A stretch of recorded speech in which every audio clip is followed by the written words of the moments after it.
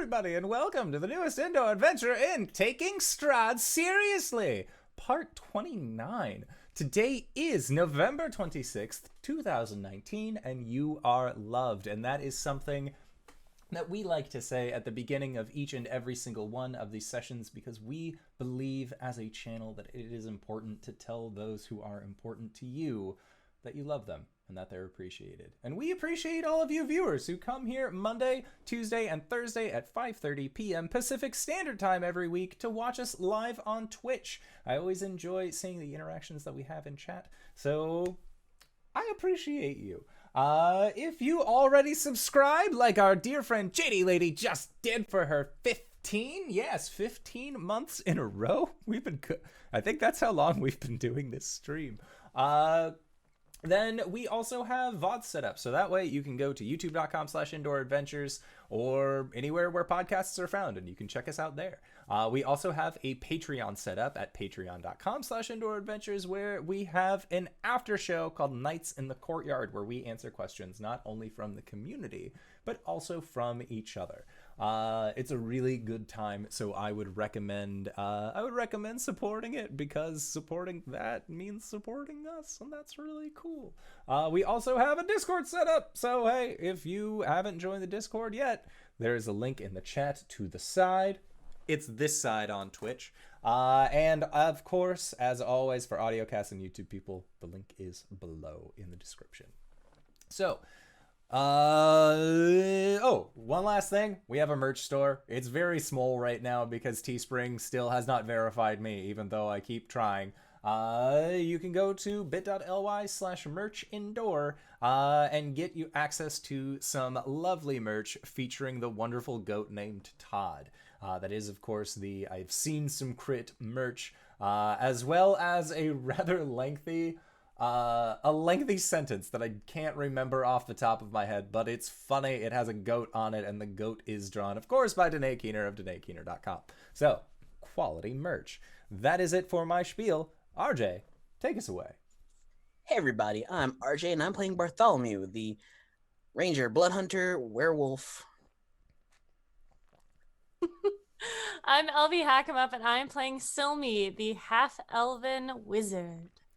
And I am the Indoor Adventurer, and tonight I shall be playing Kefris Bellevue, the Mongrel Folk Barbarian. I am Wings, also known as Danae Keener. I'm your very spooky DM for tonight. We've got a lot to recap on, including some things that the characters were not present for. So let's just get right into it. Last time, Irina, Ismark, Kefris, Silme, and Sergei, having taken over Bartholomew's body, braved the dangers of the Amber Temple. Sergei, having been in the temple hundreds of years prior, was able to offer some assistance as they fought the Guardian, sought the model of Ravenloft, and spoke to the deteriorated Lich Exithanter. They found the Library of Forbidden Knowledge that they came for, as well as the vestiges of dark entities, ready to forge dark pacts with the party. Despite Sergei's best efforts and Silme's caution, the vestiges reached out to them and made contact. Kefris was offered the opportunity to remove the corruption from his gift from Ilmater in exchange for all his miracles being reversed, a deal that Kefris readily refused. Silme was offered understanding of all spellcasting in exchange for her sight, a decision we have not yet resolved. And Sergei was robbed of his opportunity to make a pact when Tatiana destroyed the vestige he was communing with. Speaking of Tatiana, let's turn back the clock just a few minutes to see what happened in the Hall of Vestiges before we left off last week. The Forbidden Library of the Amber Temple is expansive, filled to the brim with every spell known to the wizards of the temple and beyond. Silme stands next to a bookshelf, a tome clutched in her fingers, her eyes orbs of amber as she communes with a vestige. In the center of the library is a staircase spiraling down into the Hall of Vestiges, the walls of which are comprised of an intricately carved black stone, lined with amber sarcophagi, each adorned with its own binding, some with cords, some with bars, some with chains, a few even with paper seals. A little off to the left, there is rubble and a crevice opened up in the stone from some sort of seismic activity in the temple years ago. The great wound in the rock meanders away and disappears somewhere deeper in the temple. Bartholomew is paralyzed with eyes of amber as Sergei communes with another vestige. Irina and Ismark have been left alone in the library, the only people to have not communed. Just as Ismark opens his mouth to ask Irina what they should do, she beelines for the staircase. Ismark follows in protest as Irina approaches an amber-eyed Kefris, who is clinging to the wall halfway down the staircase. She yanks the maul from his back, dislodging Maybell, who is perched on him in owl form. The sudden movement shakes her back to wakefulness, and seeing the state of the party, she flies to Silme in an attempt to rouse her. Irina continues down the stairs, hefting Kefris's maul when Ismark tries to grab her. Irina, what are you doing? She pulls the holy symbol of Ravenkind and brandishes it at her vampiric brother. I am not Irina. The sight of the holy relic halts Ismark in his tracks, and he finds himself paralyzed on the stairs. Tatiana then turns Kefris's maul on the sarcophagus that Sergei is communing with, rendering it to rubble. Then, drawing Irina's silver longsword, and without hesitation, plunges it into Bartholomew's chest. Sergei, as you awaken to searing pain, you and Tatiana look at each other through strangers' eyes. Do you have anything to say?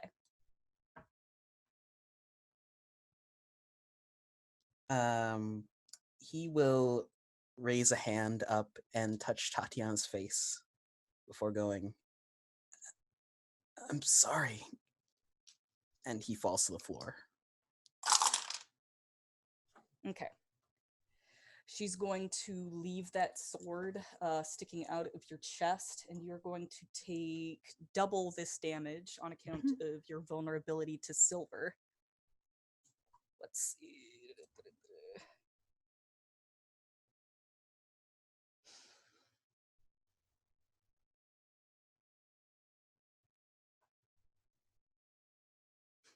All right. It's 13 slashing damage. Times 2. You can do the math. Don't make me do it. I don't want to do math right now. No, please, DM, do the math for me. All right. Kefris, when we last left off, you were holding on to imaginary cords connected to a sky above a dark pit that was offering you a deal. And you wholeheartedly rejected that deal, and the pit began to attempt to swallow you. And as the gravity of this pit pulls you further and further in, you look up with resolve, knowing that you will never let go of these cords. You will never give up. You will forever hold on to hope. And that's when your eyes fly open. You are clinging to a wall, and you can see that Bartholomew has just fallen to his knees. He has a silver longsword sticking out of his chest, and what appears to be Irina holding your maul, making her way towards a crack in the wall. It's grappling time. I am just going to shoot forward as quick as I can and just spear tackle her. Okay. We will come back to you in just a moment. Silme, when we left you, you were in the realm of, I believe her name, or their name, its name was Omatadia, the many-faceted eye.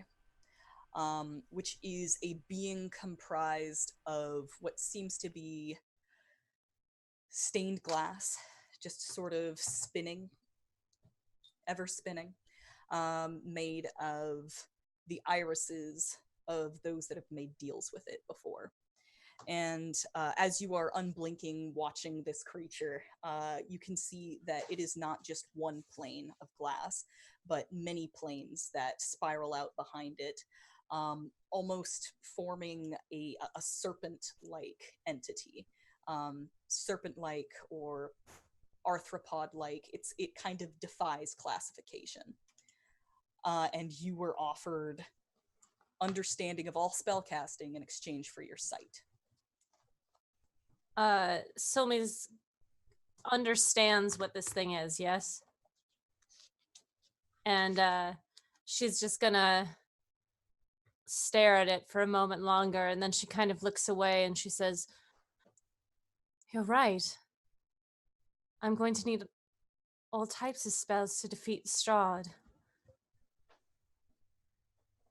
How fortunate I am to have come across someone who opened my mind to such knowledge. And she kind of looks back at it. Thank you. But I'm going to have to decline. You see, I already have the ability to cast all different types of spells. I just lack the correct tools. Now, if you don't mind, I must get back. I have a lot of work to do. As you're speaking to it, it slowly begins to wrap its coils just kind of in a circle around you. And in its own way, it communicates to you just by offering you the understanding that this deal will always be available to you. You only have to take it. And those coils begin to grow tighter and tighter. When suddenly you hear the sound of breaking glass just kind of off behind you. And then you hear, Miss Silme, where are you? Maybell! And you can hear more smashing glass. And then Maybell comes out. She's holding her boot in her fist. She has broken her way into the coils. And she just kind of points it at the creature and she says, I'm not pleased with you. You use me to get to her? How dare you? She didn't even want to talk to you. She just kind of puts her boot back on and she holds out her hand. She says, Silme, it's time to go. She'll reach out her hand and grasp Maybell's. And as soon as you grip her hand, your eyes fly open and you are in the library and there is a commotion downstairs. I need everyone to roll initiative. Boy. 16.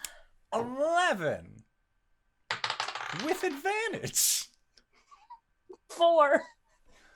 Siblings got it going on. Why is Flint in this initiative? Go away. It could be his mark. Flint bursts through the doors. Bartholomew! Your aunt's crazy. I heard you were talking shit.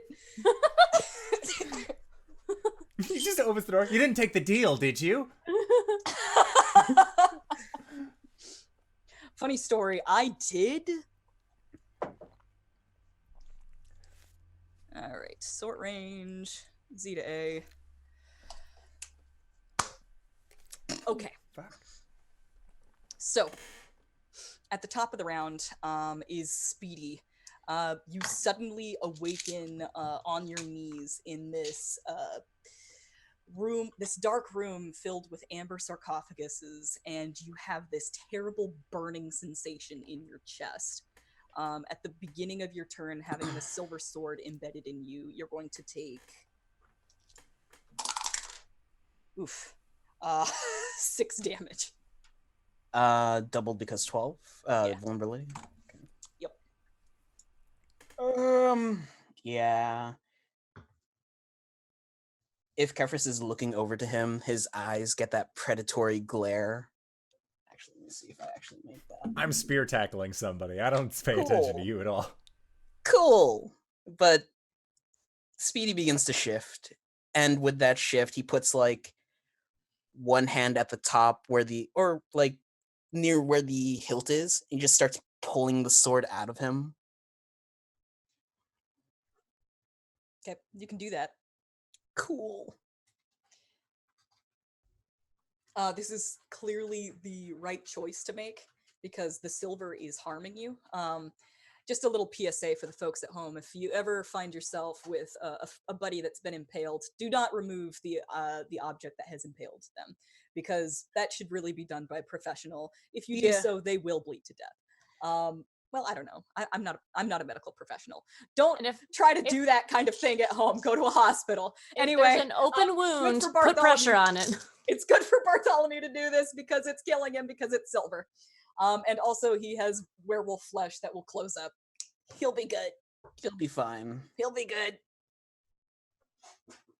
Anyway. Anyway, Yeah, Kefris just hears a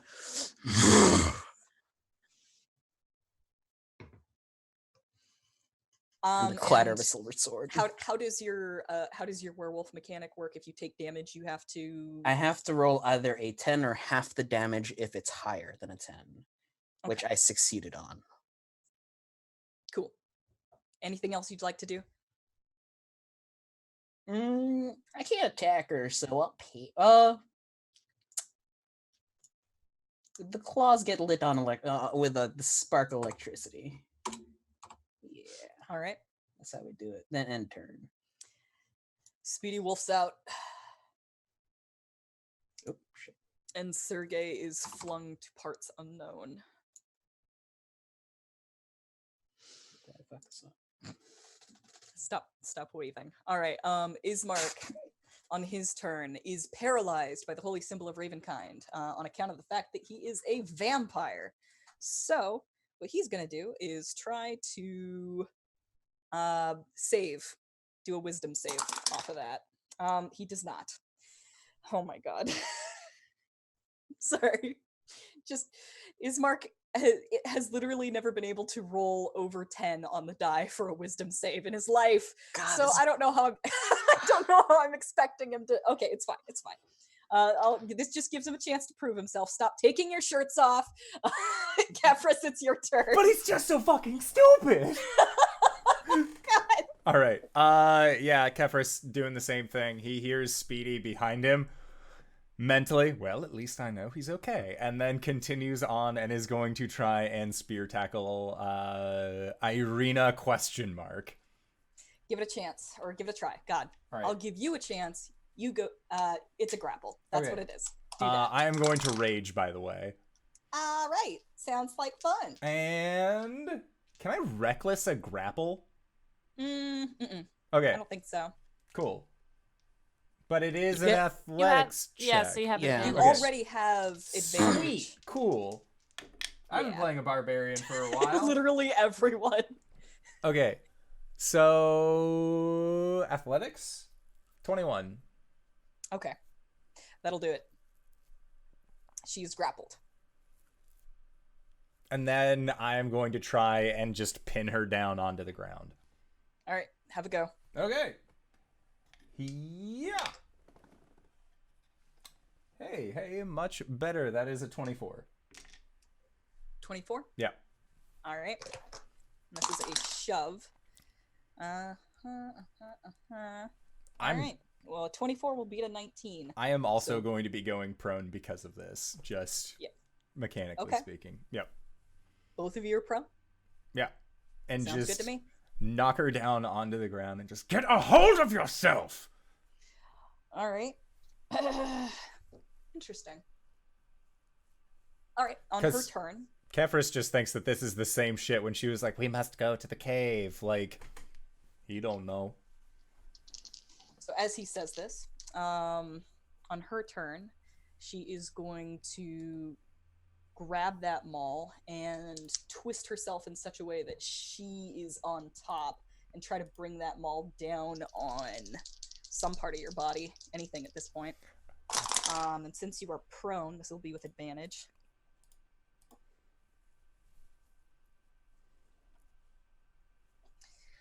Oh, honey, you could have had it could have been so good. All right. I don't think a 13 will hit, will it? No, it does not. Okay. So what she's going to do is use her guided strike to add a 10 to this. Will a 23 hit? Oh, yeah. Okay. Come at me, cleric.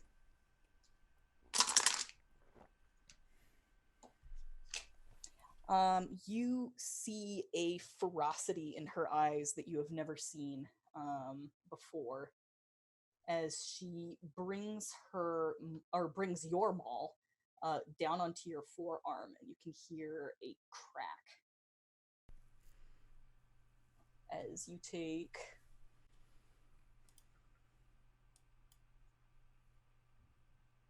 10 bludgeoning damage, and she will attack again. Okay. Does a 17 hit? 17 just hits. All right. Here comes another one.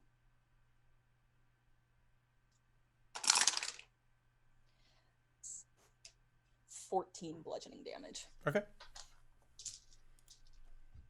But you tank it like the good barbarian you are. Silme, you are upstairs. Silme's gonna hug Maybell really tightly. And then she's, what's going on? Sorry. Sorry, I just took it. I'm sorry, I just took a swig of tea, Miss Silme. Irina's gone mad. She's stabbed Bartholomew and destroyed something down there, and I come on. Yeah, actually, no, she's not that. Oh God, she's not. She's an owl. She's an owl right now. She can talk to me in my same mind. thing, but it's just owl dancing. She can speak to me in my mind. Exactly. She's able to communicate this to you, just not out loud. Silme's gonna run down the stairs, and she's going to see Ismark standing there. Yeah. Yeah. Okay. He is stood with one hand extended, with a look of absolute fear. But his fangs are bared, his eyes are bulging. Like his face has gotten like unreasonably wrinkly. Oh shit! Kind okay. of like taking on some bat-like qualities. And stood there. And Speedy has transformed into a werewolf. My brother has Irene on the floor. I mean, it looks closer to she has me on the floor. Right, the way right. that this is working.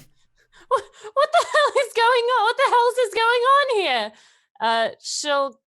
She'll cast I guess she'll cast Guiding Bolt at Irina, because she's got the maul, like she's trying to hit him. So she is prone, so it would be disadvantage, right? Yeah. Okay. Yeah. Okay. Oh, well, that's not great. Is a 14 hit? A 14 will not hit. Okay. No. I said, the question stands. What the hell is going on here? Amazing. All right. At this time, the temple trembles for some unknown reason. There's a slight tremor, and you can see detritus just kind of fall like sand from the ceiling, just like Speedy, it's you. He turns his head quickly to Silme and goes, "That's not Irina." And he's going to cast Hunter's Mark on her. I Dash up and do a double attack.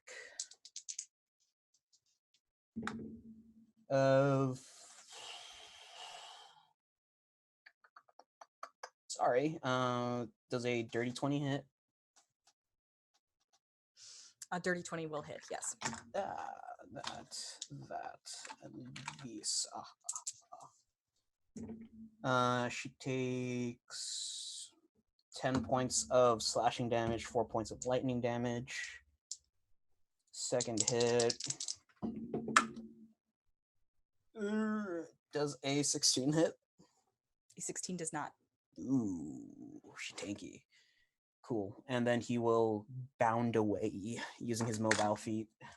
Tatiana is kitted out. She's wearing her good armor. She's wearing got silver weapons. She has the holy symbol of Ravenkind. Turns out she's really good at fighting werewolves and vampires. But she's prone. There is that. Let's see what we can do about this. Okay. Ismark on his turn will try to save. Oh, fuck. Save the boy. Ooh! Ismark! Ooh! That's a 16 on the die! Not enough. That's a 19 for him. He saves. Nice. Yay, the boy. Yay, the boy.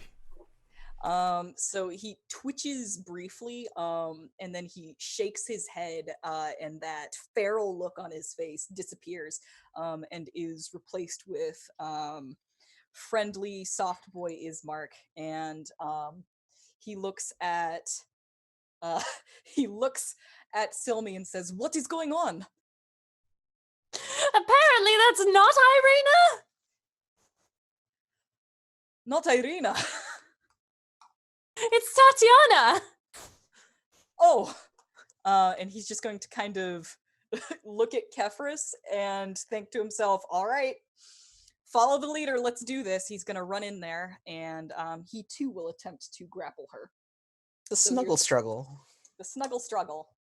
So he will attempt that grapple. It's a 15 on the die, and he gets a number. So that's a dirty 20. God. Wonderful. All right. He pulls it off. So essentially what this looks like is that he's going to like put her in like a Nelson, like a half Nelson type thing. She's like on top of Kefris, just beating him to death with his own maul. And then Ismark comes up behind her and grapples her. And he says, Irina, get a hold of yourself. You're attacking your friends. And then it is Kefris. I like to imagine that it wasn't like his arms that Kefris was getting beat with, because in his mind, like, he knows he can take it. So it was legitimately just like getting bludgeoned on side of face. Ow. So it's just like dark of hair, blood coming down, but like stoic expression because he knows that this is his friend. He doesn't want to hurt her. And so if anything, like while Ismark has her grappled as well, he just wants to like cause a little blunt force trauma to the head. Like if he can just like knock her down onto the ground so that way her head hits against the cement or like hits against the stonework, he would want to do that. He's not going to stab her as much as the spear wants him to stab her. Oh, and it so much wants you to stab her, especially her. Oh, I'm well aware, and that's not going to happen. At least from this dumb boy. All right. So what do I need to roll for this? Is this an attack? I'm gonna say it's an attack. Okay. This feels like a improvised attack. You're trying to knock her down and use the floor. You're not using the spear. Yeah, I'm not using the spear. I'm literally just like want to smack back of head or some area in the dome zone against the floor. Make an attack roll with advantage because she's prone, and add your strength to it. And then I'll say that it's we'll make it a d6. Like just kind of like does a treat it 10 like hit? Damage. Does a 10 hit? Yeah, I rolled 4s on both die. It does not. No, Okay, no, cool. not a I'm gonna 10. make a second attack then and try and do the same thing. Go for it. That's much better. So a 23. A 23. Yes, it will. Okay. Sorry, I had to process that. So it counts as a melee attack? Mm-hmm. It's not I'm not, like, the floor is not considered a weapon, right? I don't think you can get radiant on this, bud. Okay, No. just wondering if this is an improvised weapon. I mean, I don't know, guys. What do you think? For the hilarity factor, just bash your head in this burst of light. You are not wielding a weapon, Okay. Unfortunately. That's okay. Just wanted to make sure. It's fine. I'm treating this as falling damage. Okay, Only so you are D6. forcing the fall. And that is for a total of 6, which is my minimum. Nice. Well done. That's it. Cool. And he's, at this point, like, he's not trying to talk her out of it. He knows that she is not fully in there, so he's just leaving himself kind of open to take these hits. All right. her flaming red hair is stained a different color red as a wound opens on her head. And like now the two of you are both bloody. And she just gives you this glare. And she is going to cast a spell, so do your spell things. I'm gonna make an attack against her because she cast a spell. That's what you did. That is another 23 to hit. Another 23 hits. 7 points of bludgeoning damage. All right. She brandishes the symbol of Ravenkind at you with a familiarity that is unsettling, and I need you to make a wisdom save. This is from the School of Enchantment. Does that count as a charm effect? The spell will say if it's a charm. Which is she doing? Okay. Like charm person? Nope. She's doing hold monster. Then I would have it. I get advantage on it because she's casting a spell within 5 feet, anyways. Oh yeah, that's correct. Then go ahead and roll with advantage, friendo. I am held. You are held. Yep. Wonderful. All right, you are paralyzed for the duration. At the end of each of your turns, you can make a wisdom saving throw. So that is her action. In order to escape a grapple, is in order to escape a grapple, that's an action as well, isn't it? Yes. Mhm. Okay. Then I suppose she will wait until her next turn. I should write down that she has used another spell slot. All right. Whew. Wow, guys. Wow. All right, and now it is Silme's turn. Silme doesn't really want to hurt Irina. And She Irina is now casting spells that you know for a fact that she is not capable of. right. Still her body. She is grappled though, right? She is grappled by Ismark, no longer by Kefris. Cool. I'm gonna try and tie her up. Okay. What do I roll for that? Like, with just, I thought you were going to use magic to do No. this. Forgive me for thinking that the wizard Just might have some spellcasting. sort of trick for this. God. Okay, so this is during a fight. She's not necessarily letting you. Right.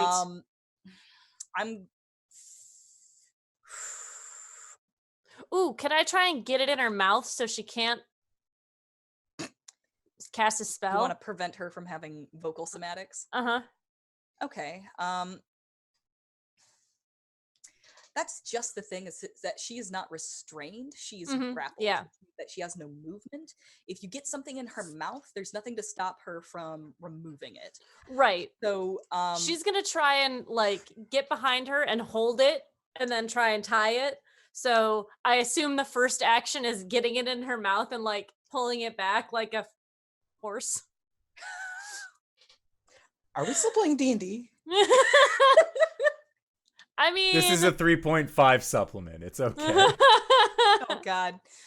Oh no, we already had the horniest episode. We can't do this again. it is silk rope. I want to point that out.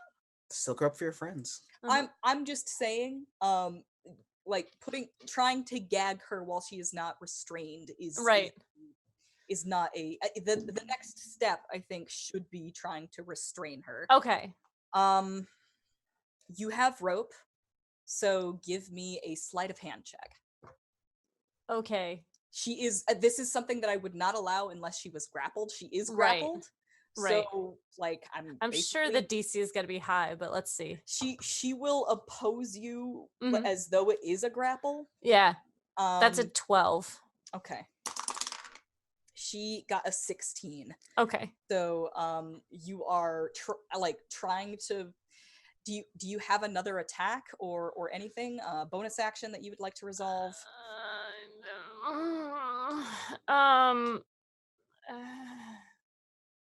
I don't. Okay. All right. That's fine. That's fine. Fine. But she will say, Irina, this is not what you want. Fight against this. Okay.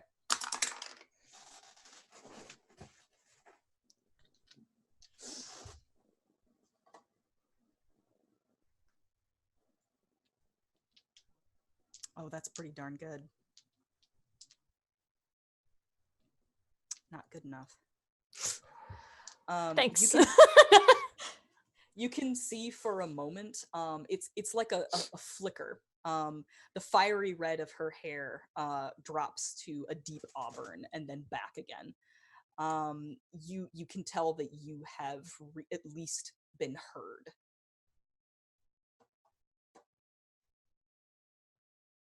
God damn, I'm gonna close the chat. I can't do this. All right. I love you guys, but I also hate you guys. Okay. That tremor occurs again. You guys see a crack appear in the wall where that crevice is.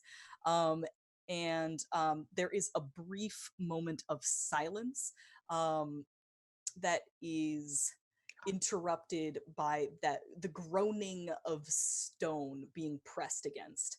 And then all of a sudden, all at once, the wall explodes outward, and you see what appears to be a falcon-headed golem made out of amber, pressing its way into the room. And I need everybody who is near the crevice, which is everybody involved in this little cuddle puddle here, to make dexterity saves as rubble falls around you. I automatically fail. Oh yeah, because you are paralyzed. Yeah. Repeat my save if I take damage. Ask the question again. I'm sorry. Do I repeat my save if I take damage? Yes, you do. What actually do you?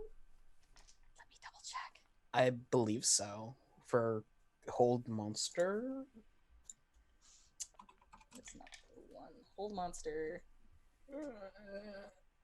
No. Cool.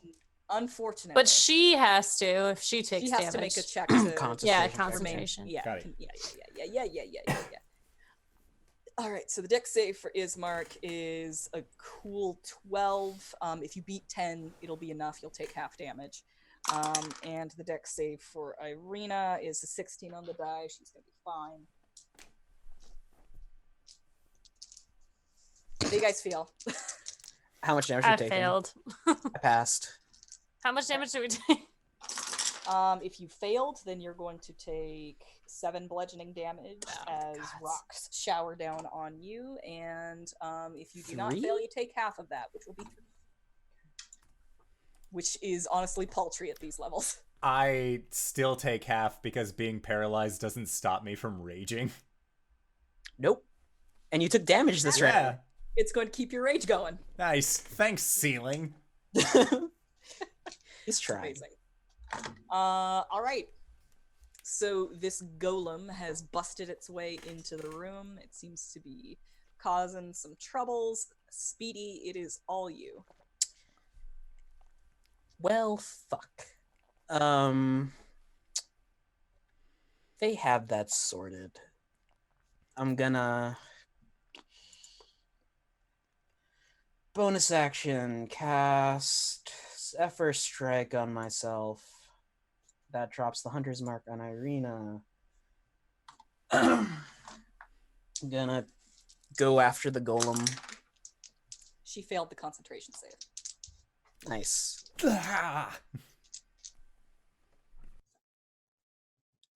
Yeah, he will, as he's rushing past Silme, Kefris, and Ismark, he will just say, I can't do that voice again. Fix her. As he jumps at the golem. Okay, does a 22 hit?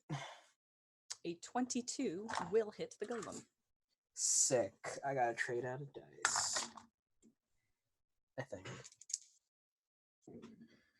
Ooh, nice. So 6. 14 points of slashing damage, 4 points of lightning damage. All right. Is this magical? The lightning damage is, and the force damage is not resisted. So hopefully, the slashing damage is. All right. Tell me what that was again. It was 14 points of slashing damage. 14 points of slashing damage and 4 points of lightning. Okay. Anything else? Second strike. All right. Oh, I rolled damage like an idiot. 13, 19. 19 will hit. For 7 points of slashing damage, if hazard distances, just a half to 3, and 3 points of lightning damage. And I will interpose myself between the group and the golem. All right. You are how tall would you say Speedy is when he's wolfed out? He's at least a solid 6. At least a solid 6. All right. So this thing stands about 4 feet taller than you. However, you are still a much more imposing force than pretty much anybody else in this room against this golem. All right. And then it is Ismark's turn. And he looks down at Irina and looks up at the golem, looks at Silme, and he's all like, what should I do? Keep her held. He's just gonna kind of like look at the golem, and he's just gonna keep holding on to his sister. Kefris, it's your turn. Is she looking bad off?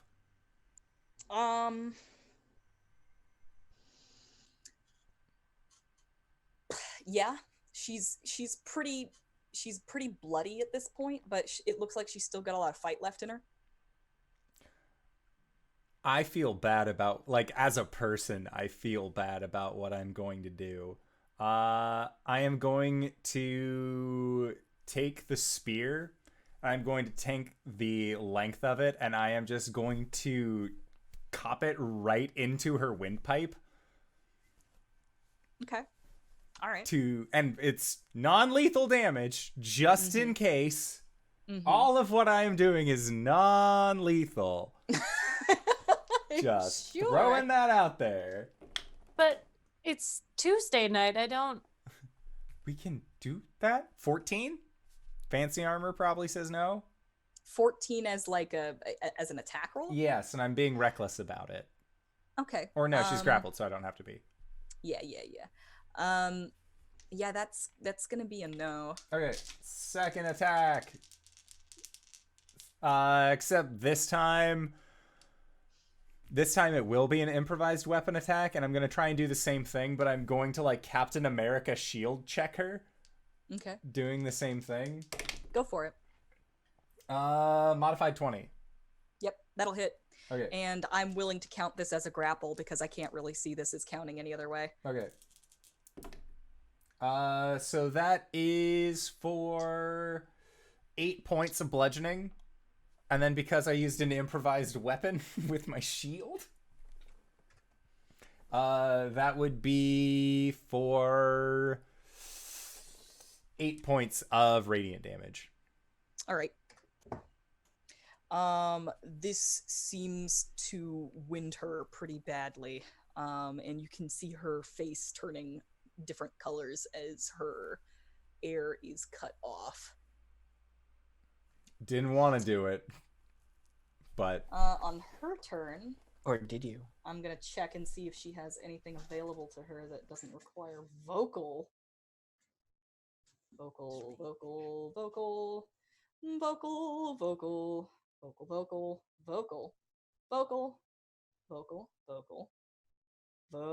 I'm gonna tell you now, a lot of cleric stuff is vocal. Vocal.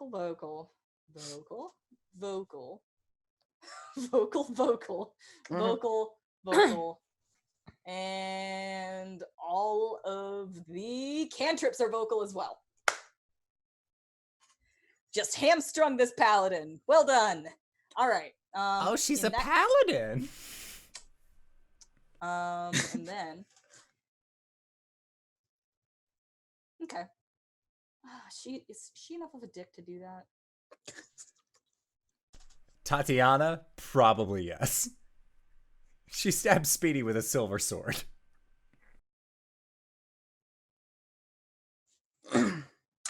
Yeah, okay. Sure. She's mad. She has her hands up here trying to pull the spear away from her windpipe. Her face is turning colors. And you can see her trying to make the components of any spell. And failing that, you can see her glance over at the holy symbol of Ravenkind still in her hand. And it begins to glow brighter and brighter and brighter. And Ismark kind of winces with a bit of discomfort. And then you can see his skin physically begin to boil as she casts sunlight through the holy symbol of Ravenkind, and Ismark viscerally screams. His face regains that vampiric, like feral look, and he lets go of her and recoils. So that will be her turn. Silme. I keep wanting to do things that I don't think there are rules for. Can I snatch that from her? That's the name of this game, Yeah, I know. essentially. I was looking at like a disarm thing, but I don't know if there is one for 5th edition.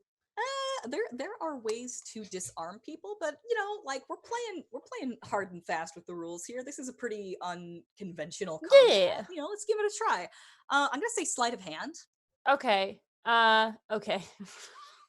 So and good you at these. can use it combat. I was gonna her. well, I don't know if that's any better, but I was gonna try and I guess it's on I was gonna slice her hand to try and get it out. I guess that was my visualization of what it was. Owie. All right. So I'll say that if you hit with this attack, you can try and take it out of her hand That's better Instead of than dealing damage. Yeah. Okay. instead of all right. dealing damage. Yeah. Okay. I'm on board for that. Does a 10 hit her? Unfortunately, no. Back. That was with advantage? Oh, because she's grappled. Knifey Spoony.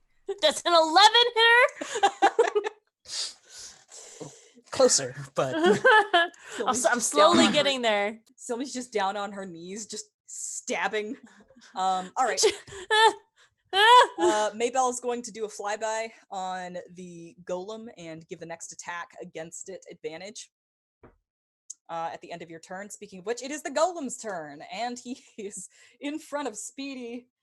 Oh boy. All right, Speedy. yeah. Give me a wisdom saving throw. Good at these. Hey, yeah, I am. 21. Oh God. Okay, you're good. I think you're good. Hold on, let me finish reading this.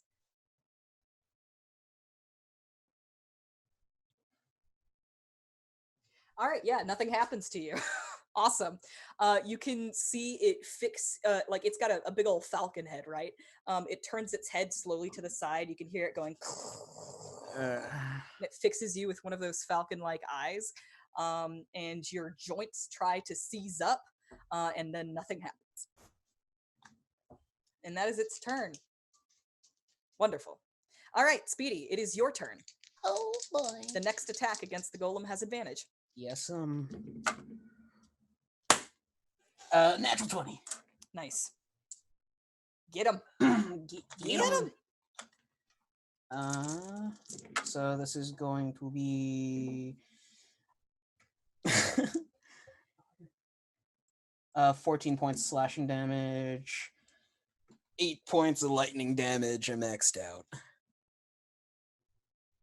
All right. And then second attack, because bonus action. Does a 17 hit? A 17 hits exactly. Fuck, man. 6 points slashing, 1 point lightning, third attack. All right, go for it. Another 17. Awesome.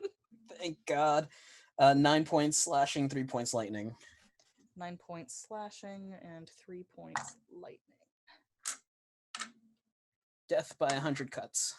All right. Yeah, which is essentially what's going on here. You can see you're barely making any headway with the blade on its own. But that lightning, like every time you slash at, or I mean, I guess your claws. All right, sorry. Every time you slash at it with your claws, it just barely leaves little scrapes in its stonework. But then the lightning that follows afterwards just like thrums through it, and you can see that that's really what's doing the most damage here. And then it is Ismark, who is in major pain. He is not enjoying himself at all.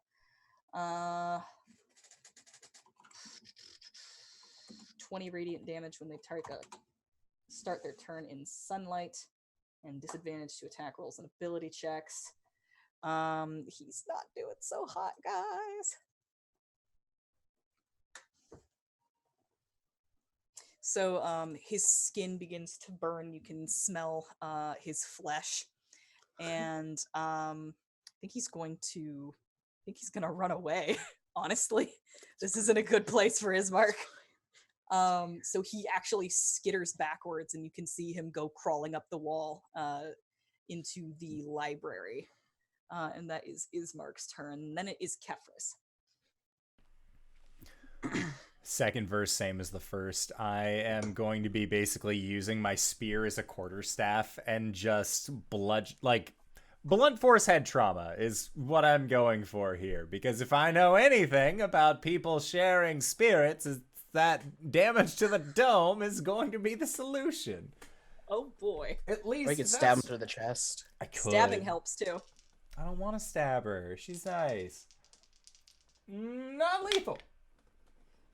That is a 22 to hit.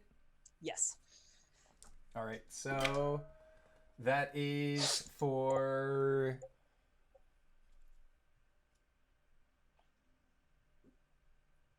12 points of bludgeoning damage, and then 6 points of radiant. All right.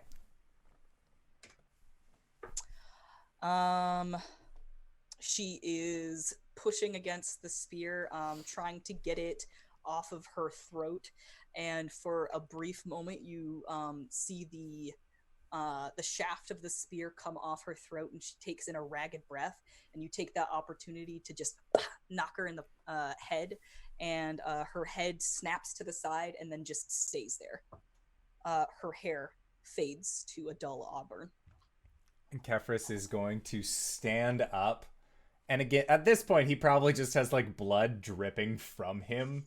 And he's going to look over towards the raven or falcon-headed statue.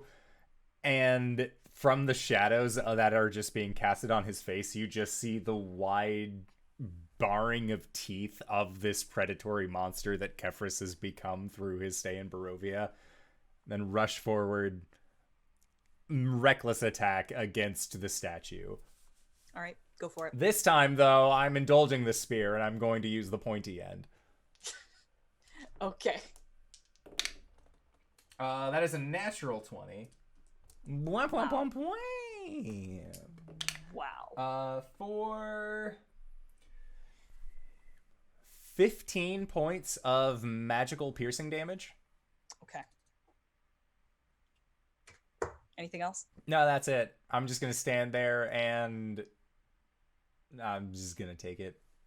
So Speedy, as you're slashing at this thing with your claws, you can see that your claws aren't really penetrating. It's stony exterior. Kefris just jumps at this thing and plunges the spear directly into its collarbone. And you can see that this wooden and stone spear just enters into this amber creature, and it kind of staggers back as though in surprise. It's got a stony face that doesn't really emote at all, but it doesn't seem like it was expecting this. And then he just yanks it back out. Speedy, it is not your turn because it is Silme's turn. Silme, that holy symbol of Ravenkind is still emitting sunlight. I'm gonna yank it. I'm gonna yoink it, if I will. Okay, you do. You yoink that. I'm gonna Very put bright. it in my corset. All right, you stuff it in there, and the light goes away, except for like it's just kind of like illuminating your face in that spooky like. Sister, you're glowing. Kefris, I'm illuminating pregnant. Your face in like the spooky stories to tell in the dark kind of way with a Yeah. flashlight. Yeah. And the hissing sound from Ismark ceases. And then anything else that you would like to do? That was like an interaction. You've got anything else. That was non-lethal damage, right? Like she all right? Oh yeah. Okay. I do have spare the dying now, so I need to make sure of these things. She's not bleeding out. She is bleeding. Yeah. So Silme is going to look at this golem creature, and she is going to cast a ranged spell at it. Let's see if I hit anything. Does a 24 hit? Yes. Okay, I'm casting. Sorry, I don't know why I didn't say what, but I'm casting a 3rd level Silme Yahweh. Oh my. And so Silme waves her arms or moves her hands in such a way, and her eyes begin to glow with like this radiant fire. And a beam of energy comes out of her, and she does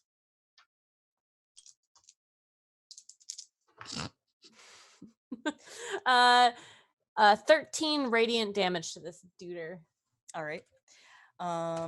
So as this this basically like sunny magic missile comes out of your hand, it enters More like a Kamehameha, but that's fine. I mean, like, it's your magic. Explain it however you like. But as this projectile enters into its body, Amber kind of has like this organic glass kind of thing going on. Mhm. So it enters in, and then it just kind of refracts and bounces around inside of it. And for a moment, the room brightens until it just kind of like goes inside of it. And you can see it take that damage. Did I see any bugs in it? Jurassic Park. Only one. They move in herds. All right, Speedy, it's your. Oh no, it's not Speedy's. God, I keep on trying to skip everyone's turn in for Speedy. I just want Speedy to kill this thing already. Hey LB, what else does Silme Yahweh do besides damage? Don't think it does anything. Yes, it does. It does other things. It does other And things. the targets are at disadvantage until your next turn. And the energy pulses through them and hinders their movements. I'm sorry, I didn't write this spell. Okay, so what's that? So any attacks it does are at disadvantage? Yes, That's until fine, the because caster's turn. That's fine because it recharged its special attack. I need everybody within 10 feet of it to make a wisdom Saving throw. Wisdom save. Is that still me? Is it No. a spell? No. Fuck. I don't think. Well, Am I within 10 feet of it? Did they move it? I don't think it's What? moved. It didn't move? Because at the first on the first casting, Bartholomew was the only person to get hit. So Say you're 15 feet from it. Solid, because I rolled a 1. Is that a 6, friendo? That's a 14. If it was a 6, I'd okay. use my Why? thumb. Why is that a? That's 5. It's backwards for us too, you dork. This one. Okay, that's fine. 14. You got a Empty 14. chairs and empty tables placed in the background. 5. 21. Nice. Well done. So anybody who got a 17 or less, meaning Kefris, you cannot use reactions, your speed is halved, and you can't make more than one attack on your turn. My speed being halved means I move slightly slower than normal. You can take either an action or a bonus action on your turn, but not both. Okay. This lasts for a minute. You can repeat your saving throw at the end of your turn. Sure. Oh, it's just a slow spell then. It's a slow spell. But it's not a spell. It's just a thing that he has. Spell-like effect. Yes. We need a spell like effect Slayer feat. God. It's terrible. I hate it. So he does that. And then it is Speedy's turn. Did Maybell do a flyby? Oh, yeah. She just assumed that she is. Cool. Caca! I'm the worst person to be doing this. 15 plus 6 is 21. First hit is 8 slashing damage, 1 lightning damage. Second attack. 16 does not hit. Right. Unfortunately. But a 17 does. Yes, it does. Wait, hold on. Sorry. I have a feature that I always forget that I have. It's fanatical focus. Can I? So you can re-roll reroll. it? Yeah, can I re-roll the failed save? Okay. Go for it. Natural fucking 20. Yeah. This is why I should read my character sheet. People always try to hold me back, but no. It was me the entire time. Fanatical focus. I'm so sorry. And the last attack is 9 slashing, 2 lightning. All right. 9 slashing, 2 lightning. Well done. Anything else for you? That's it. All right. Ismark. You can see him like he is literally doing like the Dracula hide behind the arm thing. And he just kind of like peeks up over the arm, looks a little bit sheepish, and then draws his sword and dagger and gets back into the fight. He's gonna drop down from the ceiling onto that bad boy, and he is going to contribute. So, longsword. That will be a miss. Blood dagger. That will be also a miss. Helping. Does he have a second attack? Oh shit, he gets 2 longsword attacks. Longsword. Also a miss. Yeah! I'm here to help. I'm doing my boy. best. Kefres.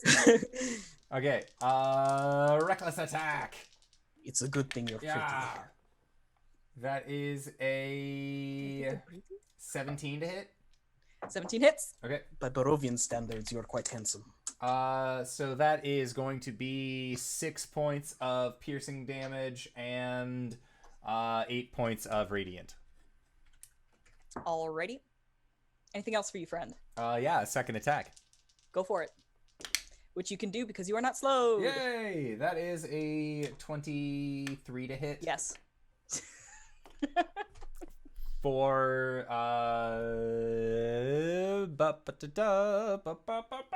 7 points of, or 8 points of magical piercing damage, and that's me rolling my min. Okay. You do some damage on this guy. You can see cracks are beginning to form all over its body. And a groaning sound comes from within. It's not an organic sound. It's not like an animal sound. It's just kind of like the sound of rocks that are trying to hold themselves together and are just kind of grinding against one another. Silme. Okay. Silme is going to reach out her hand, and little bits, flecks of frost are going to form on them. I'm going to need him to make a Constitution saving throw as I cast Frostbite on him. Okay. How's a 10?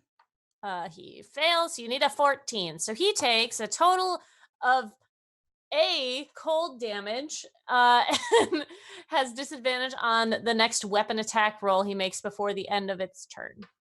All right. So on its turn, it is going to try to recharge, fail, and then it is going to attempt to attack 2 of the folks that are next to him. So I'm gonna say Speedy and Ismark. And so someone's going to back up a little bit more. You said disadvantage on these attacks? Yes, Or the just next attack. Yeah. Just the next attack. All right. Just the next attack. So this one's for Speedy. That's going to be 13 to hit. Nope. You want to hit a 15. All right, and this one is for Ismark. Oh god. 26 to hit. This boy. It's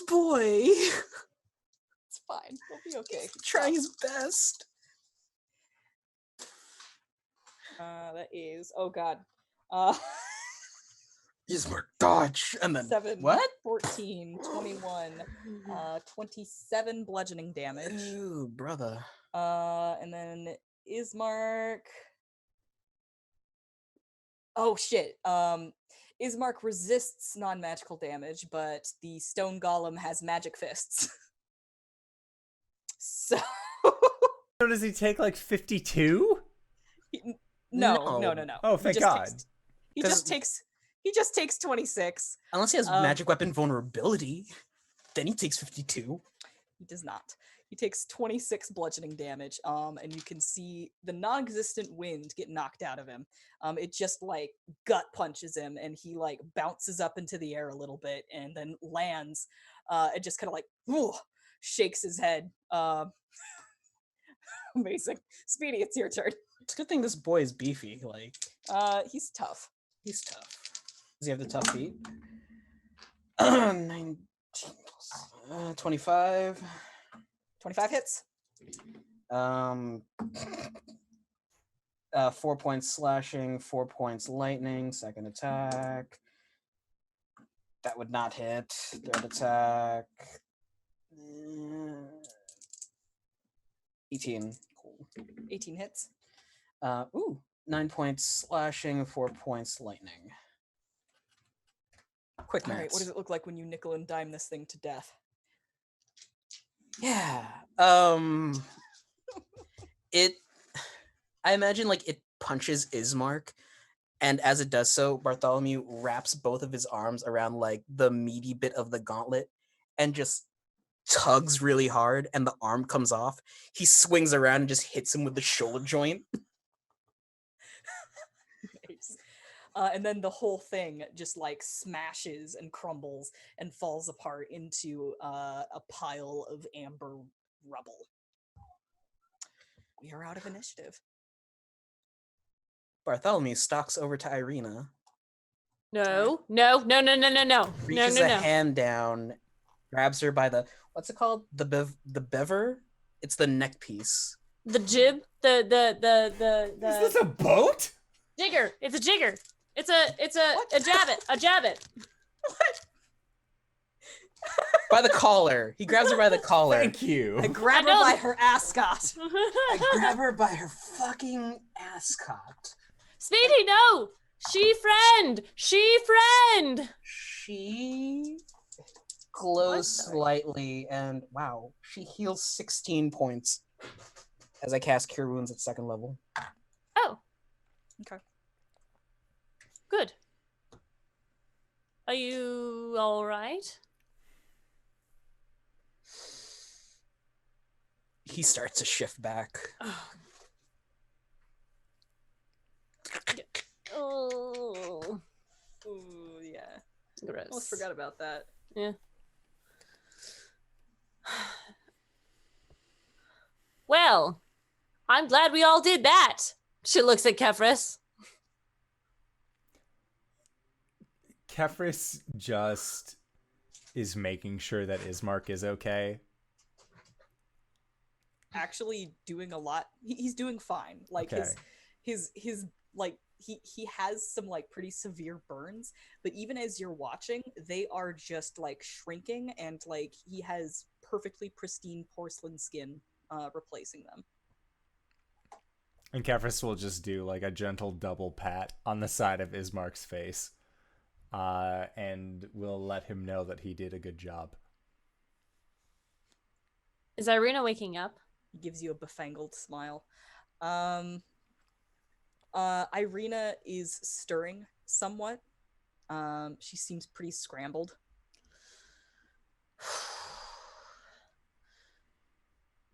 Why did Tatiana attack? Wait. Speedy? Hey. Why would Tatiana attack her friend? While you are pondering this, you will see that behind the golem, in the hole that it has opened up in the wall, there is a golden light shining out. Yeah, as you peek around, you see piles and piles of treasure. Wow. Kefris is going to tie Irina's arms behind her back. Do you need rope? I have some, thank you. All right. Puts it back in her bag. I think, Speedy, would you like to check out what's going on in there for me? With me? He nods his head, follows. We walk in.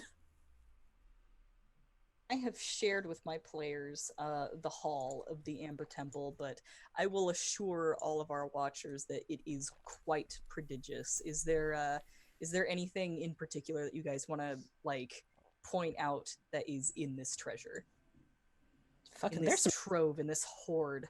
There's There some are 6 goddamn- piles specifically, and when you walk in, you can see the place where the Amber Golem was supposed to stand. It's just an empty pedestal, kind of in the middle of the room, and you can also see the interior of a vault door. We should look in there, yes? You are in the vault. Oh, sorry. Oh, because, yeah, that makes sense. My God. This heist just fell into your lap. Yeah. What?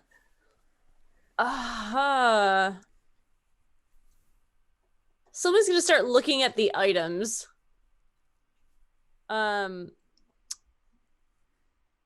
Shit. There's so much stuff. Gemstones, artistic items, There- vases. There are goddamn chariots in here. Yeah. Oh my God. Speedy, What? we could fill one of these chariots with gold and make my brother carry it out. That wouldn't be such a bad idea. I'll do it. How dare you? I'm sworn to carry your burden, sister. Oh my God. To be fair, Ismark is just Kefris Light, so you can have 2 of them. Oh my God. Silme immediately goes to the holy symbols. All right. There are many from multiple gods. Oh, They're all like old versions of. It's kind of it's. You know how it's weird to like try to read like old English, yeah. where it almost makes sense but not quite. It's like you can almost recognize them but not quite.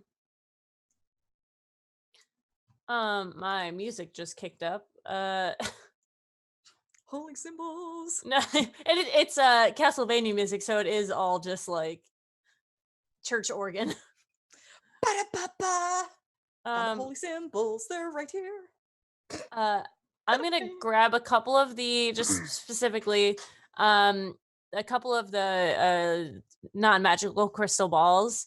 And geez Louise, one of the books. So it was just like going through picking things out at this point. The child-sized sarcophagus, is that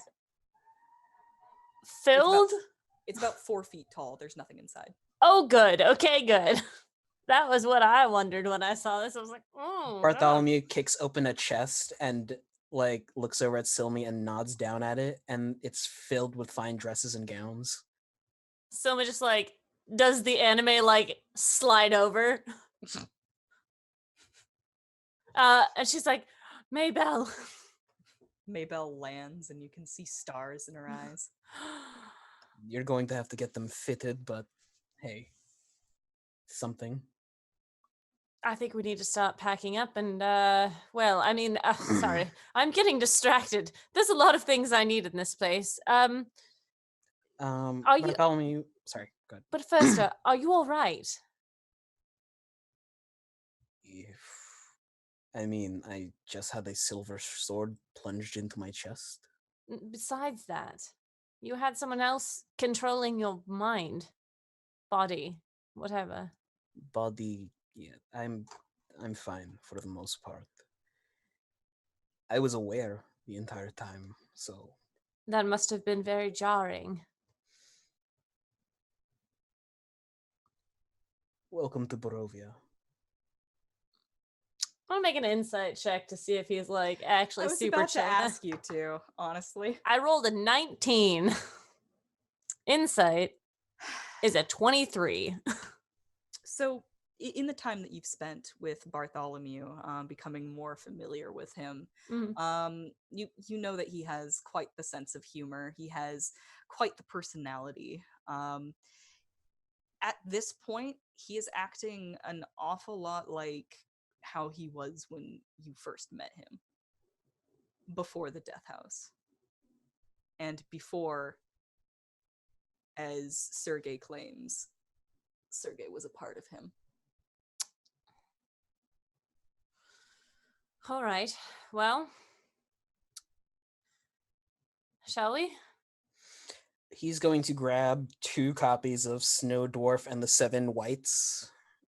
There's And 15 of them, and they're all That's racist. WIGHTS. Okay. calm down. It's racist against undead. What a what? Undead aren't people.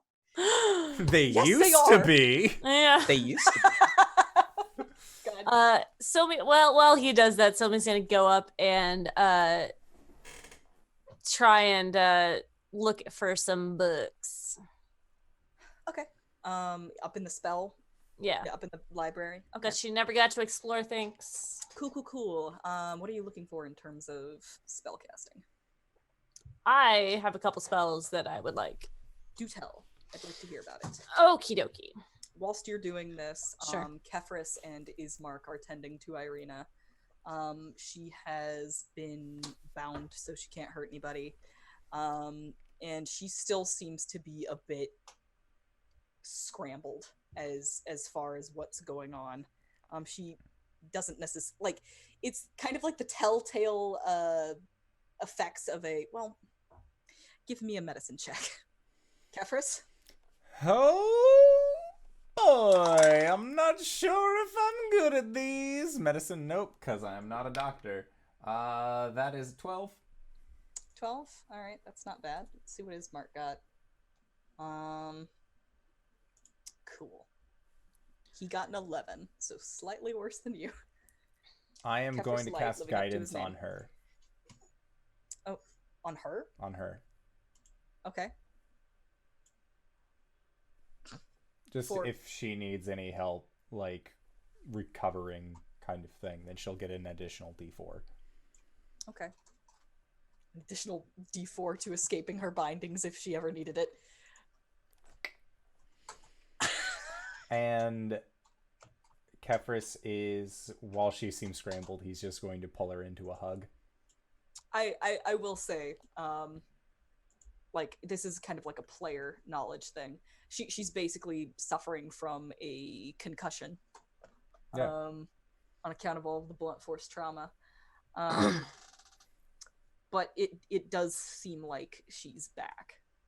Yeah, I'm just gonna give her a hug and say it's okay. While they're doing that, Bartholomew has he still has Irina's handkerchief from the short sword, but he's gonna use it to pick up the long sword and just slip it back into the scabbard. Okay. And then he's just gonna go upstairs. All right. Tell me what spells you were getting, Silme. Am I limited to wizard spells in here? I mean, like, as far as learning and preparing them, yes. But Yeah. you can, I mean, so long as there's a book in here, and that is all Yeah. of the spells in the player's handbook, you can take that book out with you. Yes. So specifically, I want Revivify, Polymorph. I'll send these to you. Bane, Locate Object, Haste, Guardian of Faith. And there was one more. Dimension Door. Awesome. I like it. Oh, didn't you want a spell to summon an item? Oh, yes. Yeah. That's what I was looking for last time. What was the one where you write the thing and you crush a sapphire? Dramage's instant summons. Yeah. That one, too. I'll get it off of DMD Beyond for you. I don't know if that's in the player's handbook, but I'll hand wave it.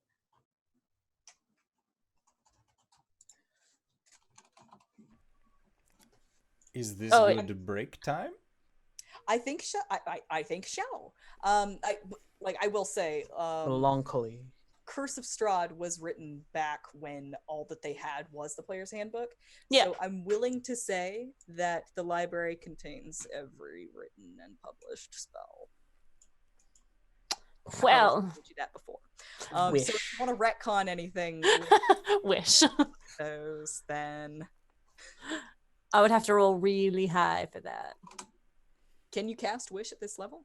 Mm-mm. I can't. I could try. You can cast from a spell scroll, but that doesn't Yeah. mean you'll succeed.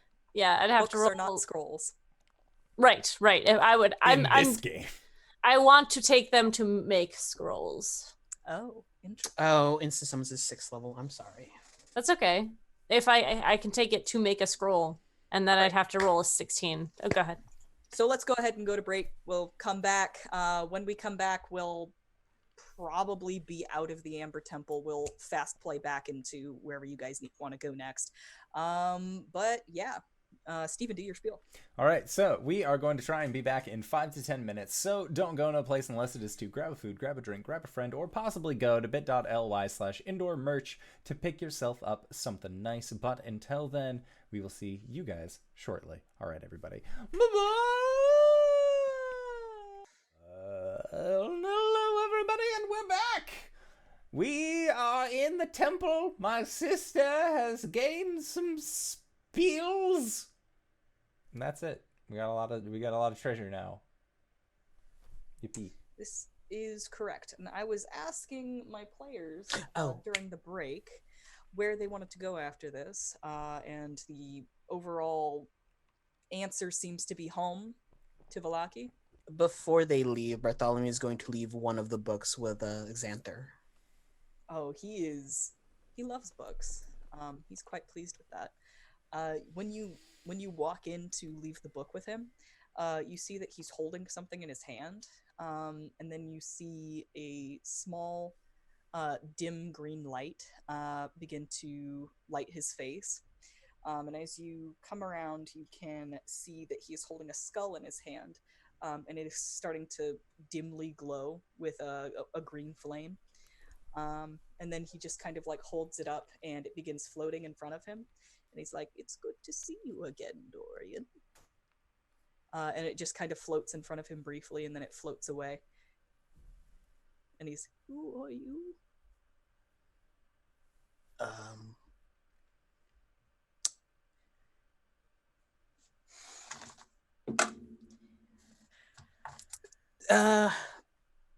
I'm a visitor. This is for you. And he puts the book in his lap. He just kind of takes it, and you can see him like flip it open. He's like, "Oh, this is lovely. Thank you." He'll nod his head. And you can see him begin to flip through the pages. You can't really tell whether or not he's actually reading them. And if anybody else enters that room, you can see that he like gets to the end of the book and then flips back to the front, and then opens it again and looks surprised and delighted to see what's inside. Oh. Bless him.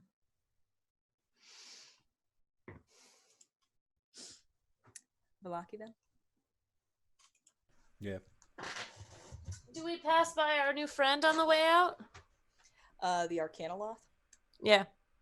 Oh, shoot. The Lich's name was Exathanter, and the Arcanoloth's name was... With an N sound. Nepheron. Nepheron. Efferon. You can see him kind of like making his way, like he's got a jumble of skulls in his arms as he's making his way over to the statue. And he kind of sees you guys exiting, and he just like turns his nose up and goes, "Fih!" And you hear him go, "Nepheron," and the Right Nepheron. Bartholomew just like raises his voice. Nepheron leaves. What? What do you want? He pokes his furry head around. Bartholomew's gone. He just wanted to open the door, be a dick. Did we get the model? We've mapped it out. You made maps from Sweet. the model. Cool. Rad. Yep. So you do have the maps of Ravenloft. I posted a copy for you guys specifically. And if you have access to the maps of Ravenloft through the physical copy of the book, you are allowed to look at them and use them in your planning. Rad. Nepheron.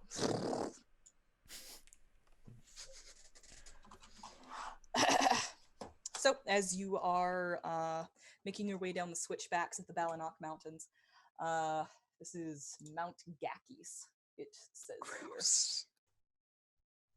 Good for you. Good to know.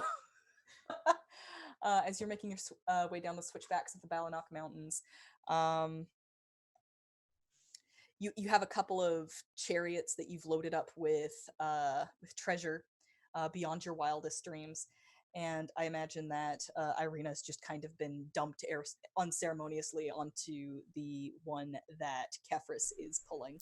If her arms, like, if she seems like she's, like, still out of it, like, concussion-wise, but isn't being fucking evil Tatiana, he'll remove the cords and give her her arms back. Like, he's trusting. When you do so, she kind of, like, rubs her wrists. And she looks up at you as like kind of squinting as though she's got a headache, and she says, "Kefris, you proposed to me." And Kefris nods and says, "I did." And then he just continues to move in his standard, like, must carry the cart, must get back to town. This isn't the time to talk about it. She seems confused by that, and not really in the state of mind to press the issue any further. But at some point she does like heave over the side of the chariot and just barf on the ground. And that's why we aren't talking about it now. All right. Efforts should is she gonna be all right? She just has a concussion. What does that mean? Is she gonna be all right? Sister, remember when we were children and you fell and you hit your head on a rock, and then Mother and Father had to keep you up for a while so that way you wouldn't go into what they called the big sleep? Yes. That's what's going on right now. So we just need to make sure that Irina stays awake. Wait, was I going to die? No! Anyways, so Valaki's only a few hours away. Yes, well, I have some things that I need to do with these books, and she's like pulls Hop in them out. the cart. Oh, I'm plenty really? strong. Well, thank you. She'll hop in the cart and start reading and writing. Wings here. Guys. Oh, can you hear that as well? Here, let me be right back. Waffle for a moment while I go and turn off my husband's computer. I have 350 pounds of carrying capacity. That doesn't mean your push drag. So. Well, no, but Isn't your push drag like double that? No, it's on wheels. Push drag is. Oh shit! It's 30 times my strength score. So yes. Yeah. It's actually quite a bit. Tyler had to go to bed early tonight on account of an early morning tomorrow. He left the stream up, just for the lurkies, and did not turn off the audio. And he's no, we couldn't hear it, but like you were muted while you were talking a little bit.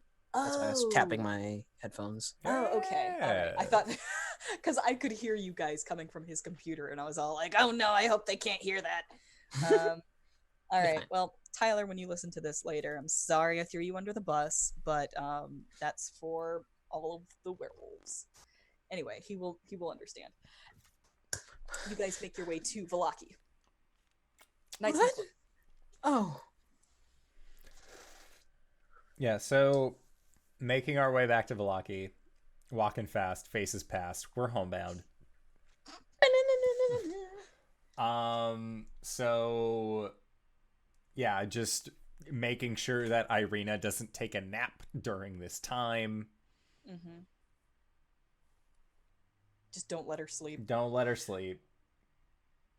And I am carrying Irina, Silme, and a cart full of goodies. Just I mean, yeah, I could be in the other cart, right? We took 2. There are 2. okay, Ismark's cool. pulling Yeah, the other one. They're not cots, they're rickshaws. Get it straight, people.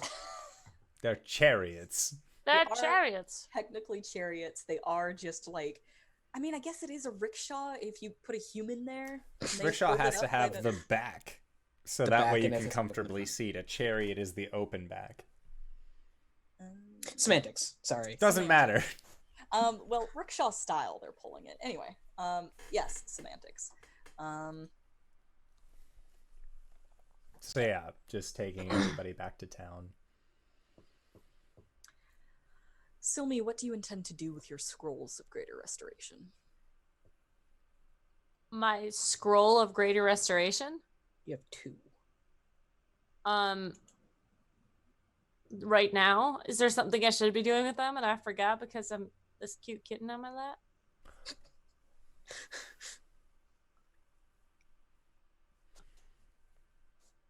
So, greater restoration can return things to people that they had previously lost, like an arm or a Their leg mind? or memories. Oh shit! Oh my god, I'm so dumb. I'm sorry. I think you threw a whole. You could have any spell in the spell book, and I'm like, what? Okay, all right. You know what? Give me that. That's fine. I'll give you a chance to look at it. I imagine that Silme would want to do some research on this. Yeah. That makes perfect sense to me. I you think guys- that during the trip back, she'll turn Maybelle back into her pretty little self, Mhm. and she might I was able to get a couple scrolls from the temple. One of them is something that could help you get back your memory. It would give you your memory back, if that's something you want. Oh, of course. Oh, greater restoration. Oh, how could I have forgotten? Right. Well, I know that. It literally didn't occur to me. Thanks. Well, I want to make sure that's something that you want, because I know that losing your memory and it feels like you've started over, and I don't want to. I have been so confused over the past few days. And honestly, the opportunity to have everything cleared up and to finally know who you are. You could ask. She takes your hand. What are we? Really? Well, not at first, but after a short while, we became close, and after a series of convincing you to try it out, and that it wasn't, that it was the right thing, and we started dating, and then a while after that. And puts her hands over her face. And then we were a couple for a long time, and we had to keep it a secret. She's because making incomprehensible squeaking noises. we had to keep it secret because my mother isn't, well, she's not very forward thinking. And She peeks at you over her hands, and she just has a look of utter fear in her eyes. but we didn't care. And when we came here, we had an opportunity to just be us. And I will admit that it was only a few days, but I She asked reaches you. out and grabs your hands. Is this true? Yes, every word. Really? Yes. And you really loved me? Even with what I am? Maybell, I still love you now. Nothing you could be or do has changed that. You can see tears well up in her eyes, and she's like, ever since I met you, I felt something, but I was afraid. You don't have to be afraid with me, Maybell. Not ever.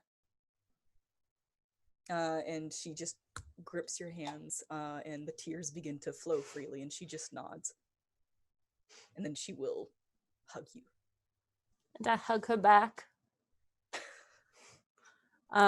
So are you sure you want to live that life? Live a life with me? And she just kind of like dabs the tears away, and she says, yes, of course, Silme. It's all I've ever wanted.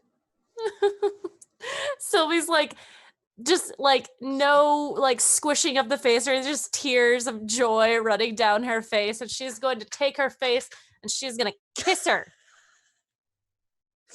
Okay. And then she's going to go in her bag and cast Greater Restoration. Okay. No, the Greater Restoration is going to take a little bit of time. You'll be able to cast it from the scroll, but essentially what you're going to have to do is a hard reset. It will essentially, divine magic doesn't play nice with fiends of any sort, so it will unsummon her, but you will just have to resummon her back. It's going to be a whole affair. Okay. Then I'll wait till we get back to do that. Okay. But the whole chariot ride, she has her book, and she has one hand on her book, one hand in Maybell's, and then Maybell's holding the other side of the book, and she's just sitting with her head on her shoulder and reading. And she appears to be experiencing the giddy first days of young love. And like she just like can't help but like hold your hand every now and then get like embarrassed and stop, and then like of course like be encouraged to hold a hand again. Mm-hmm. Just be like, yeah, and she'll give her pecks on the cheek and tuck her hair behind her ear and oh, it's so disgustingly adorable. But she's absolutely giddy. So Kefris, what are you going to do with Irina when you get back to Vallaki? I'm going to make sure she doesn't fall asleep for an appropriate amount of time. Okay. I'll read to her from the book of Von Richten's travels, because it's much more interesting than Snow Dwarf and the Seven Whites. Okay. Because I know that she enjoys stories of the outside. All right. And he is going to also, in the meantime, count out silver. Just some silver pieces. If he can, he's looking to get a total of okay.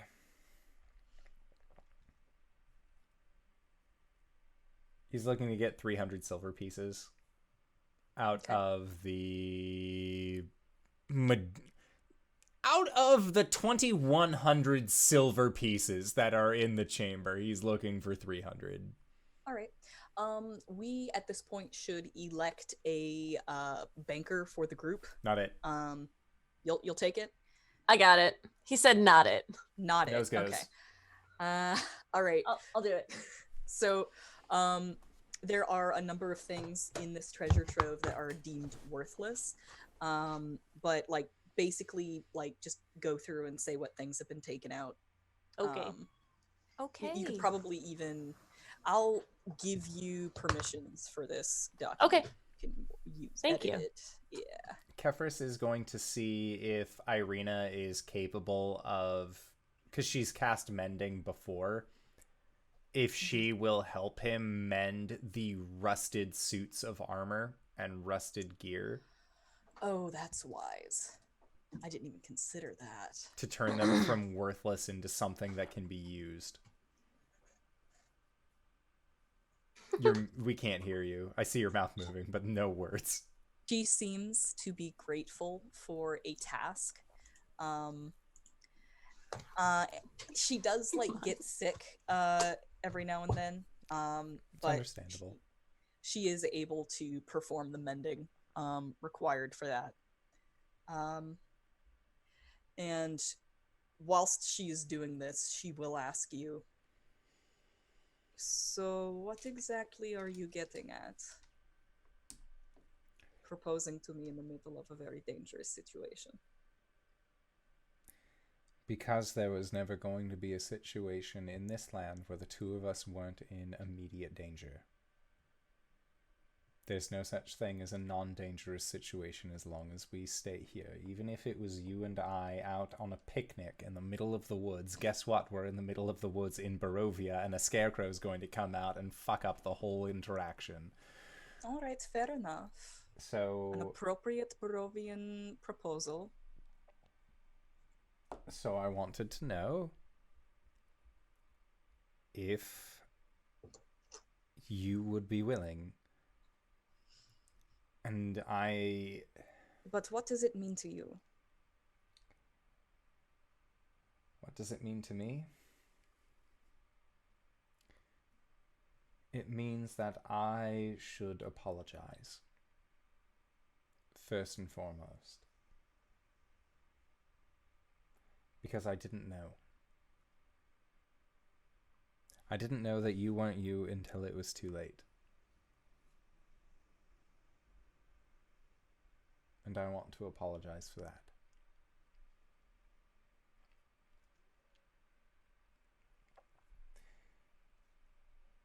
Because they made such a compelling argument as to why we should wait for all of this, for a better moment, for a better situation. And I believed them. But if anything, that just goes to show why we can't really wait.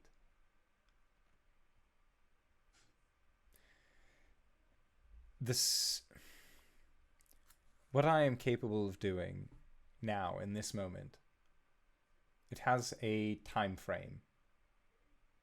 There is a situation where if I did this too early, if we did this too early, then it would be too late. So we need to have everything planned and ready for our assault on the castle. Because this will make you harder to hit. It will make you a...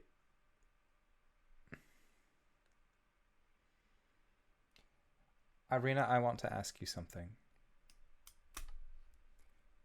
And I want to ask you something. And I know it's you. At least I think it's you. So please tell me if it's not. I have been here for less than a month. And I understand that. And I know that we haven't known each other very long during that time. Irina.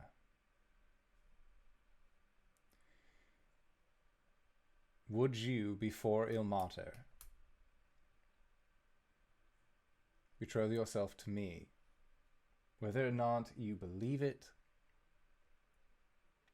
is up to you. Whether or not we follow the same rules and logic that other relationships have, I don't care. Love who you love, follow who you follow. I will always be here. Be yourself, because that is all that I can ask. She's going to reach out and put a hand over your clawed hands, and she will say,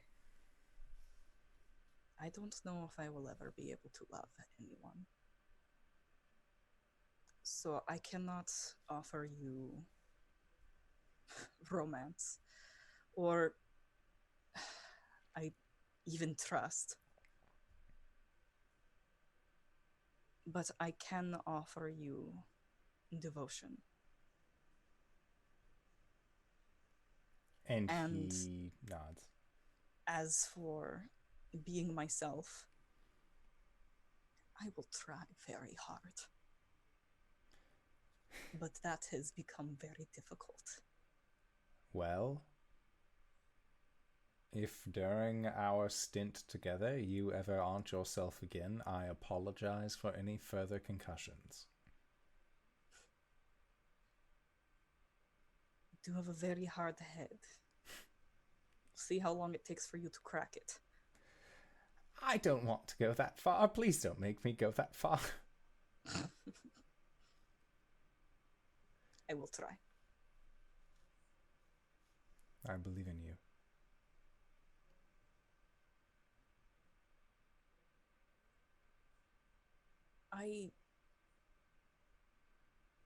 I did not want to hope anymore. It had become too painful to believe that it could be anything other than this. But you make me want to. You make me want to hope. Irina, I don't want you to want to hope.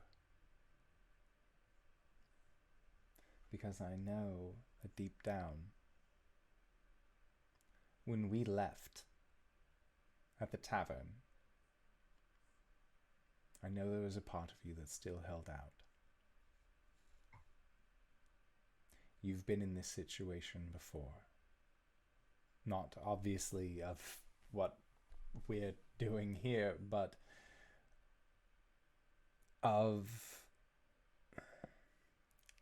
he uses heavy air quotes, interlopers coming in to Barovia, of promising grandeur and salvation and everything in betwixt.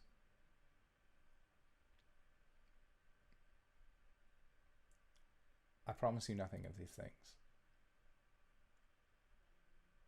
However, there was one thing that I did promise both you and Speedy when we first got here. I was going to show you the crashing of waves. I was going to take you to the beach. And once we get to the beach, if you decide that this is not what you wish for, that's fine. I devoted my life to the church previously. I can do it again.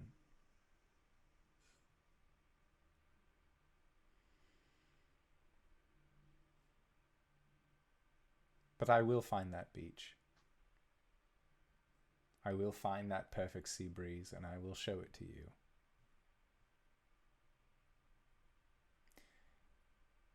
Because I want you to know. We are going to make this. We are going to do this. And all you need to do is know that we will. and he's just going to give her a very wry smile and go back to mending armor. She will assist you. Give me an insight check.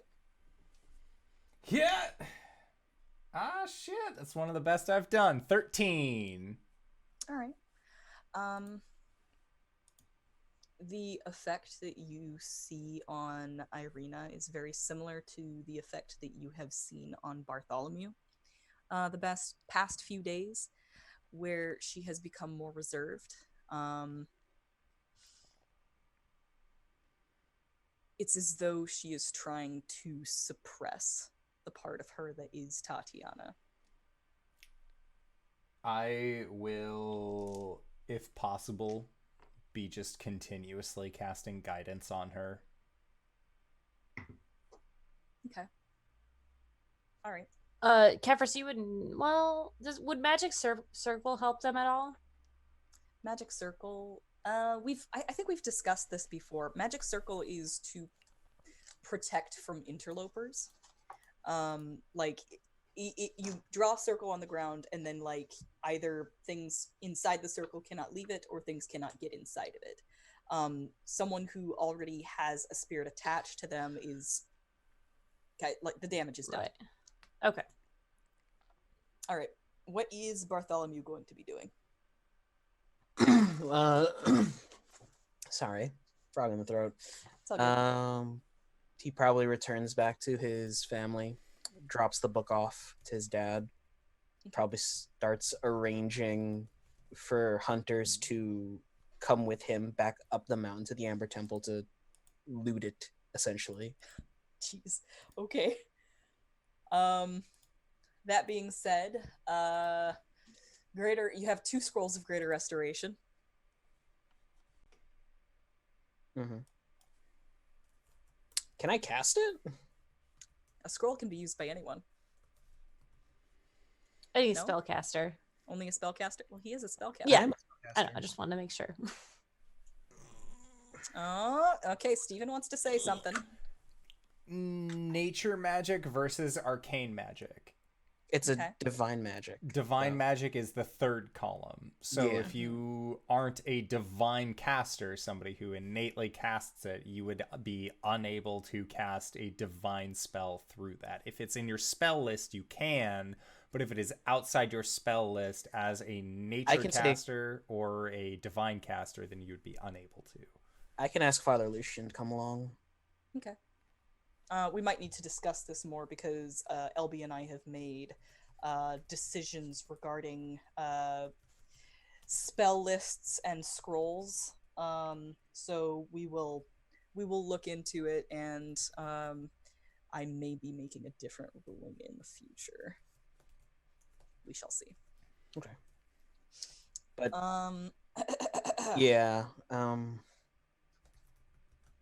Sergei would know what Greater Restoration would do for the mind, and that knowledge would have been imparted. I know that I've caused some distractions in the past few days, or in the past session or two. You're the DM. What do you mean? I don't want you to miss out on something. I know. I really want to too. I know. I don't want the credits to roll and then be all like, well, you had 2 scrolls of Greater Restoration that you could have used on Maybell and Exothanter, but no, because I want to use it on Exothanter too.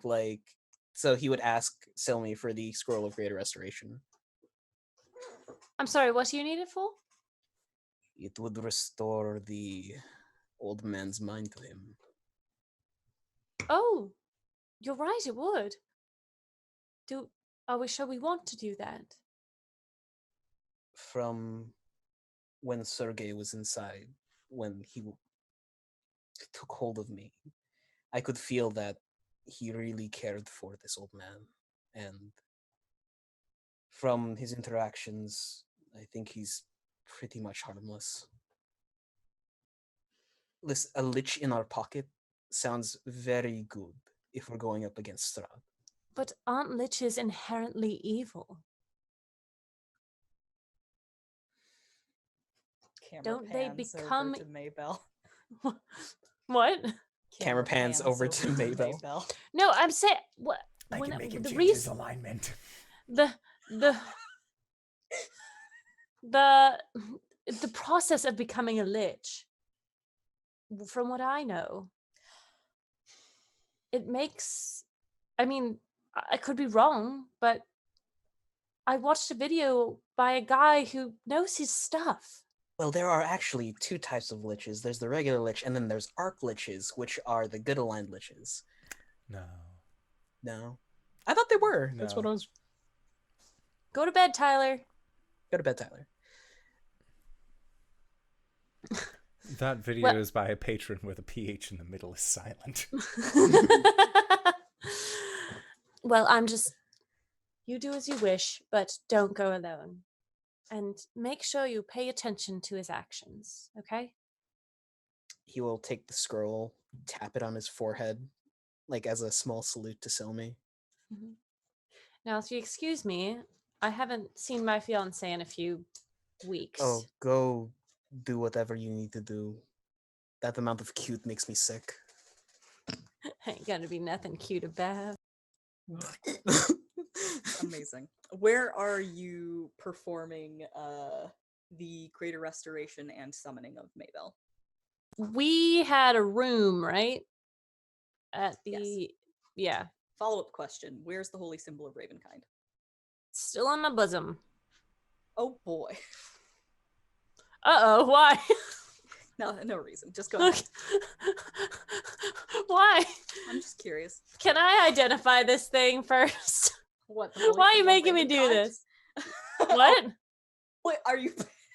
You're paranoid about the holy symbol now. Yeah. Where is it? Oh boy. Wait, what? I just wanted to know. I just wanted to know. No, it's fine. Yeah, no, I will perform it in my room. Okay. And I will take one of the really nice dresses with me. Okay. So when she comes back, I look real nice. Awesome. All right, so you begin to perform the spell here. And just as you start getting to the point where Maybell is reforming, the flames are beginning to travel up her form, and you start to feel that flighty, excited feeling of Maybell coming back. You hear a frantic rapping at the window. Uh-huh. I'm in the middle of a spell, right? Yeah.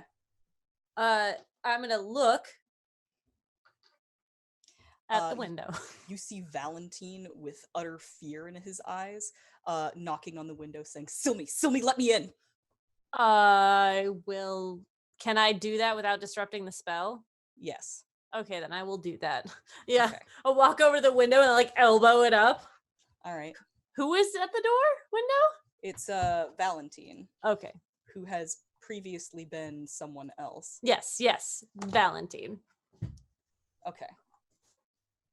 I know that we don't talk about it, but on me personally, have the fucking that spell that shields me. Non-detection. Non-detection. That's the one. Yes. This is correct. Yes. Okay. I just, not that it protects anyone else, but it's on me. Right. Does a 28 hit you? A 28? God, yes, it does. Why? Have we had time to have a long rest, by the way? Oh, certainly, yeah. Y'all can Oh. go ahead and say that you've had long rests by this point. Thank the gods. I'll allow you to resolve that before I continue. Mm-hmm. Go ahead.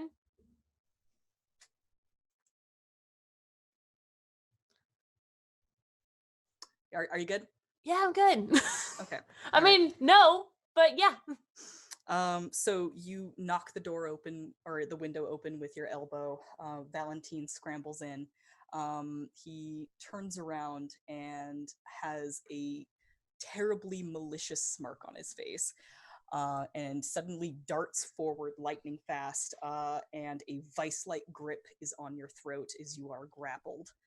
And the disguise self spell melts away as Strahd von Zarvich lifts you up off of the ground and says, "You thought you were so smart." Oh. Who do you think wrote the book on Barovian flower language? Can I speak or am I being choked? You're being choked. Okay.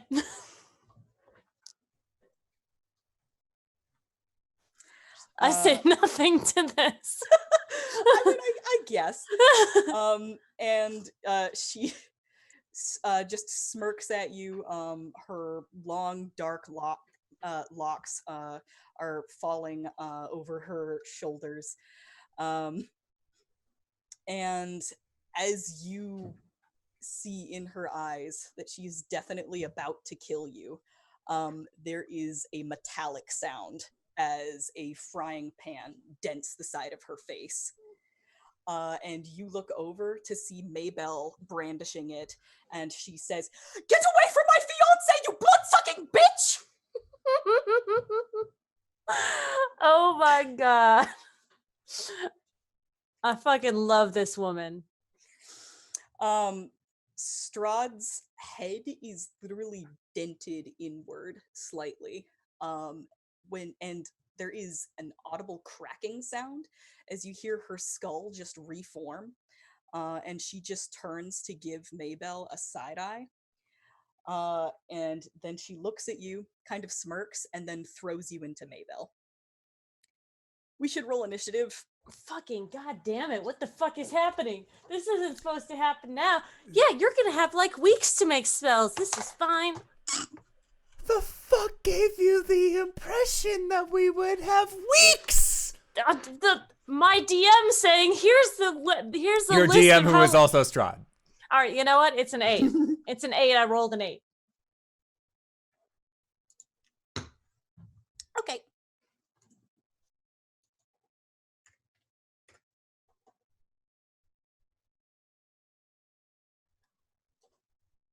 I am literally shaking right now.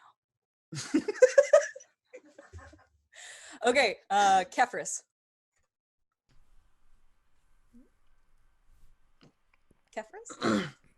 Kefris, what did you roll? For initiative? Yeah. I didn't know I was part of this. Oh, you are. 19. You are currently mending things with Irina in the other room when you hear a very clear voice of Maybelle saying those exact words. I would have figured I was in the church, not in the inn. Because I always do shit in the church. I think that this room was in the church. Oh, okay. Yeah.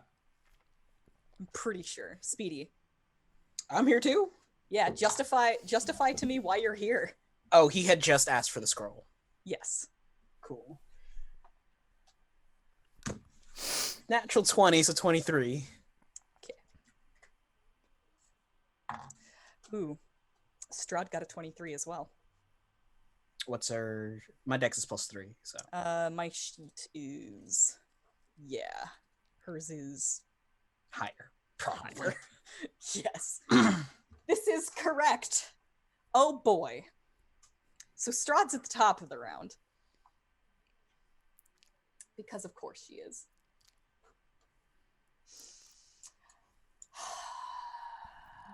You got this. Okay. Give me a wisdom save. Silme.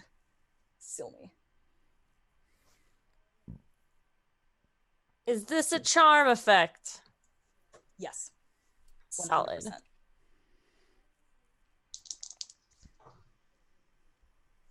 Fucking... I mean, it's not bad, but it's not great.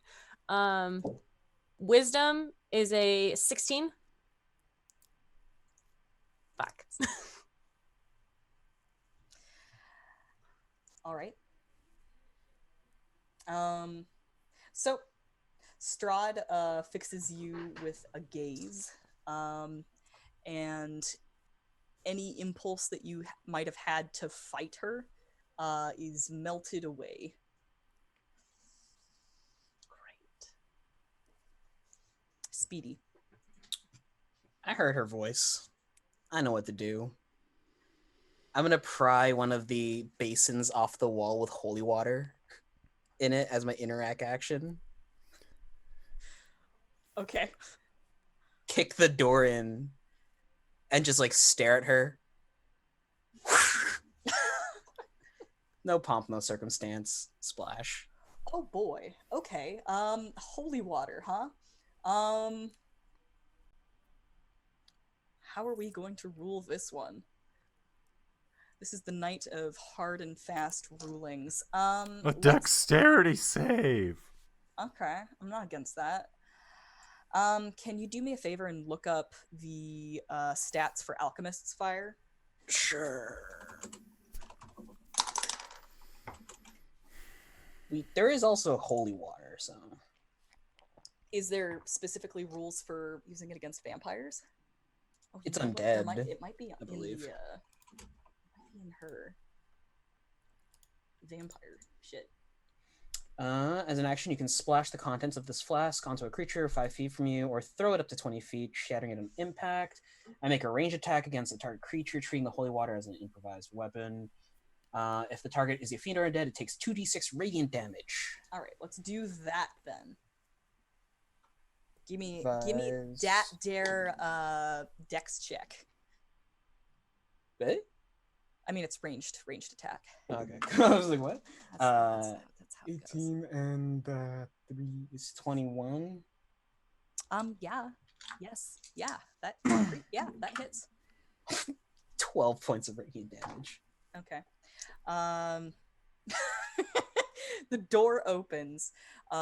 She glares at you, and the water splashes over her. And very similar to what you saw on Ismark, her face takes on that feral vampire snarl, and almost as if she's like moving in like forward motion. That the burns that cover her face and like melt away her hair almost instantly revert, and then she gives you the most furious glare, and she's going to use a legendary action to move adjacent to you. If he gives me the glare, then the metal hits her as he's thrown the water. So the glare, thung, middle Clang. finger. Which she does not react to. It bounces off of her head, and then she just Blair Witches towards you. Is that a Scarlet Witches? Like, she moves forward very quickly. She ring girls at me as the lights flicker. Yeah. She does the thing the Flash does. This is correct. All right, Kefris, it's your turn. Kefris is going to, like, meerkat stance, turn towards where the danger is, and he tells Irina to stay where she is. And he grabs the mask that he got from the Winter Splinter fight, and he puts it on, and he is going to rush forward with his spear, and he is going to stab out towards Strahd. With this spear, is now she's relatively in the doorway. Reckless. Just a question: does she have to make a concentration? Probably not, but because she got hit. Island Gaze. In fact, the harmful effect needs to be done to someone different for that repeated wisdom save. 16 to hit. Nope. Okay. Second attack. 19. Nope. Okay, Kefris is there just like jabbing out with a spear. He would have entered rage as a bonus action. That's She's not even looking at you. She's just glaring down at Speedy angrily. And her hand comes out to basically just like with 2 fingers move your spear away each time you jab it at her. All right. Irina, on her turn, is going to reach for. She'll come skidding out into the hallway, see what's going on, reach for her holy symbol, which is not there. And she will say, Silme. Oh god, that's not her voice. Silme. Bartholomew. Silme. And she is going to try and skid in between the clusterfuck that's at the door and try to get to Silme if she can, provoking an attack of opportunity from Strahd.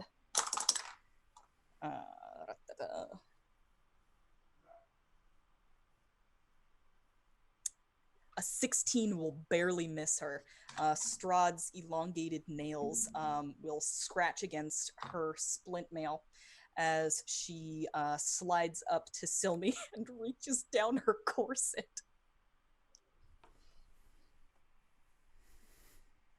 That's why you were wondering. She sees the charmed gaze in Silme's eyes, and then she reaches out and does a improvised attack to slap her across the face to try and snap her out of it. Sweet. I'm not hard to hit. I mean, You'd be surprised. Yeah, right? you'd be surprised. A 12. 12 hits. All I right. have an armor class of 11. Take 1 hit point of damage and then repeat your wisdom saving throw. Okay. Oh boy. Alright. Jesus Christ. Strahd von Zarovich. Does this fucking 18. An 18? Yes. 14 That's plus wonderful. 4. That's exactly what you need to save out of this charm. So someone has reached down your shirt and smacked you in the face. Irina, I'm engaged. Not the Oh. right now. Silme, it's your turn. Oh wait, no, hold on. At the end of her turn, Strahd's going to take a legendary action to try and grab Speedy. How's about a 19, Mr. Sir? Oh yeah. All right. She grabs you by the throat, and lifts you up off the ground in a way very similar to Silme from before. Silme, it is now your turn. I am going to. Oh, butts. Oh, butts. Quick! Say Strahd dies. You're the dungeon master now. The saddest Strahd dice. Baromeus freed. We have done our job, and next week will be our beach episode. Did her camera die? Or did Frankie unplug it? You're muted, sweetie boy. I knocked my camera, and now I'm frantically wiggling wires in the back of my. You're muted, Indoor. Have I you ever might been have- so nervous fighting Strahd you just disconnect your own camera and you're like, oh no, what happened? I am Strahd, bitch. I'm going to. Oh, you know what? Unable to detect a camera.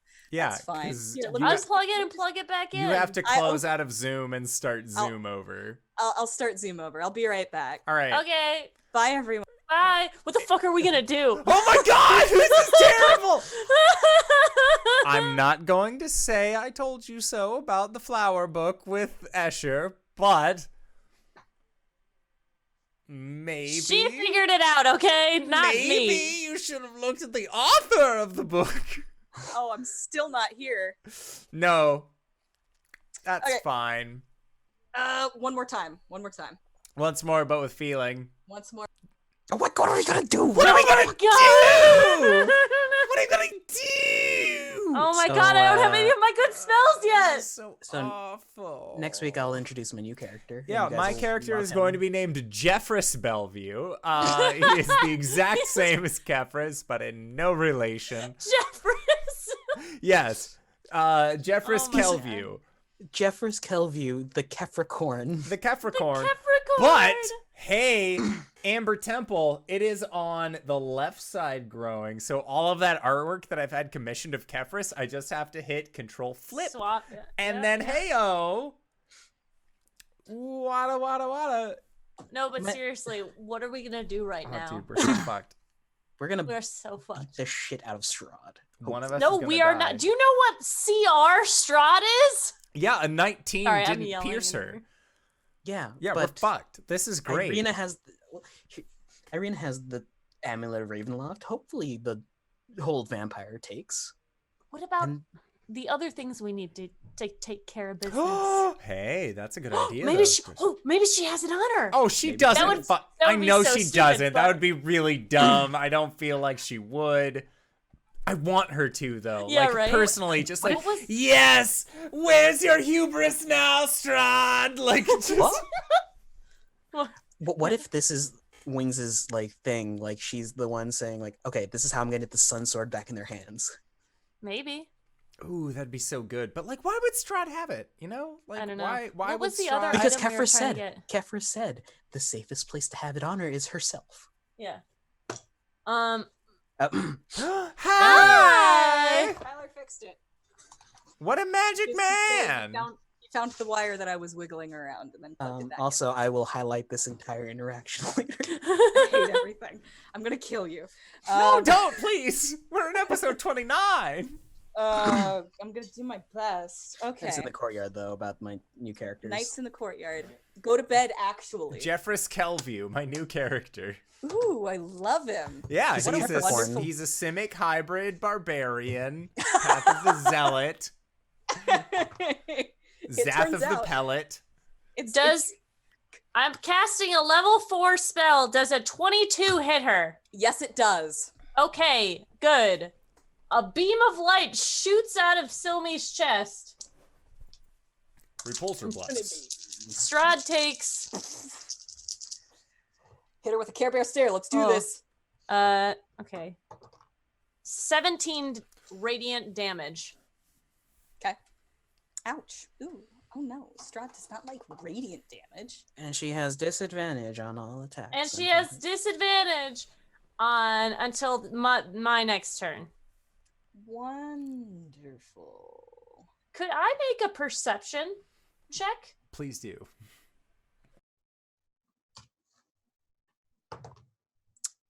With a 14, does Strahd have anything on her belt?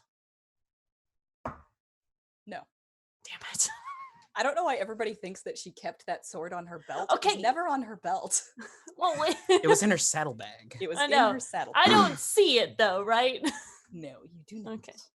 That would be too convenient, wouldn't it? Yeah. A very poor decision for this tactician. Yes. So yes. Kamehameha comes out of Silme's chest as radiant energy flows into Strahd von Zarovich. I love it. It's Strahd's turn. She has her back to you and she's holding Bartholomew by the throat. And like she kind of arches a little bit as that beam blasts into her back. Then she just kind of rolls her shoulders as you can see that any amount of radiant energy that it basically dug a crater into her back. You watch the skin crawl forward and knit together, and even her armor just comes forward and begins to like interlace, and just like nothing happened. And on Strahd's turn, she is going to slash at Kefris with her claws with a natural 1. She has and then- advantage because I reckless. Nope, it's No. normal. Normal. Oh, This is straight because she has disadvantage from my thing. nice. We can't hear you, Wings. You're still talking. Going to give Bartholomew a good old bite, which she can just do because she has you grappled. Oh, no, she still has to roll for it. She can only bite you if you are grappled. Does a 12 hit you? No, it does not. All right. I think that she comes in for a bite, and you get your hands up and like literally just like one on her chin, one on her forehead, and you're pushing her back. And you can see that her eyes are just like glaring red as she anticipates a blood meal. And I think that is her turn. Correct. Speedy, it's all you. Oh, is it an opposed check to break a grapple? I believe so. I'll double check. It is the aggressor, which would be you, Speedy, has to use their athletics check. Defender can use either athletics or acrobatics. She has an escape DC written here. Oh, sweet. Cool. What am I rolling? Acrobatics or athletics? Either? Okay. Whatever you feel like, man. 18? It's exactly what you need. Motherfucker. Bartholomew gets like a foot on her hip and then just like wings his other like leg under her chin and knees her and then pushes off. Okay. Is that like my action?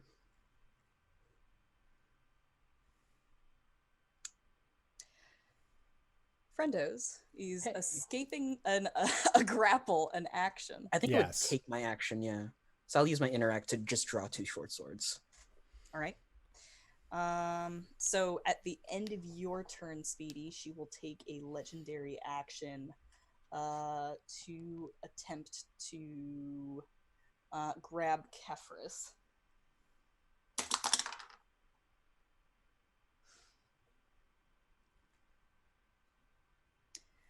Oh, right. 14. Does a 14 hit you? Yeah. Or no, a 14 doesn't hit, but contested it would win. So like when you grapple, it's a contested check. I should stop saying this because she can grapple if she hits your AC. She does not hit my AC. This is a vampire thing, is that she can attack you, and instead of doing damage, she can grapple. Got it. Yes. The magic number she's searching for is 17. Okay. Yes. Wonderful. All right. So that is the end of Speedy's turn. Kefris, it's all you. Kefris is going to recklessly try and stab her again. That is a 25 to hit. A 25. Yes, for a total of 13 points of magical piercing damage and 7 points of radiant. And when he stabs her, he says, "You are not the land. We are the people who exist here in the land, and it is ours." And he is going to try and stab her again. Okay. Ha! That's a 1 and a 4 on the dice. He doesn't stab for shit. All right. So the first stab will plunge directly into her abdomen. You can see her her face actually twinges just a little bit with pain. Oh, the spear is so fucking happy at this. And then as you pull it out, you watch that wound close up almost immediately. And then she kind of winces a little bit, and touches at her chest, and there is a look of a wave of red magical energy that just flows over her entire body, as though she is dropping some sort of protective spell. She's dropping a spell, not casting a spell? No. Okay. Silme, make me an Arcana check. Yay. 16. You feel that there was a tether on her to something that is not here, and she has just severed that tether.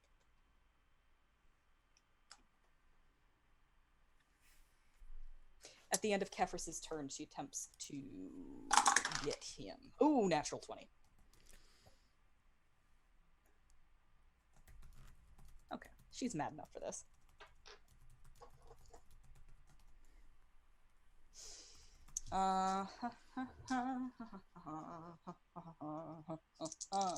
So it's a stab, a dodge as she drops that tether, and then she's going to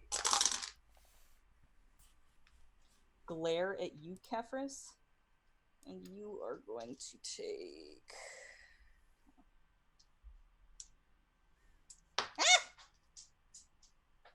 Oh, that d6 is gone forever. That's fine, I'll just roll these thrice. You're going to take 9 bludgeoning damage. And...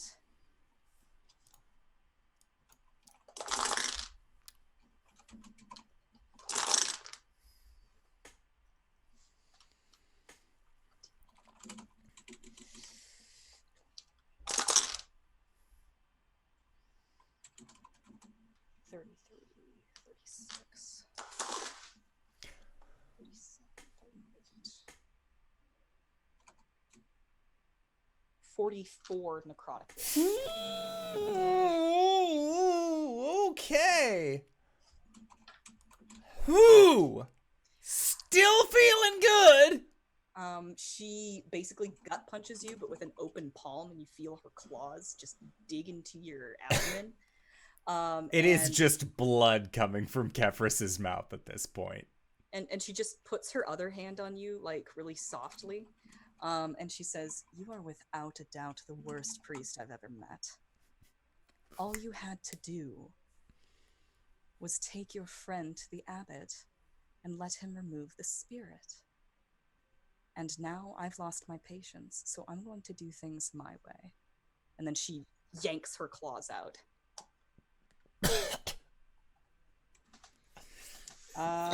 So that was your turn. It is Irina. just blood spit on the inside of the mask. So it just, like, it had a very little travel distance, and it's just coming out from beneath like some sort of grisly beard. Oh, gross. Irina has this look of shock on her face. And she looks at Kefris and says, "You knew a way to get rid of her?"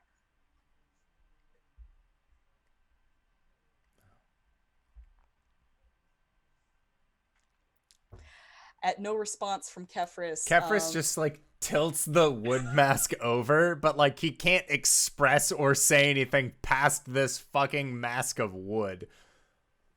She has a look of anger on her face as she takes the holy symbol of Ravenkind and she casts sunlight through it.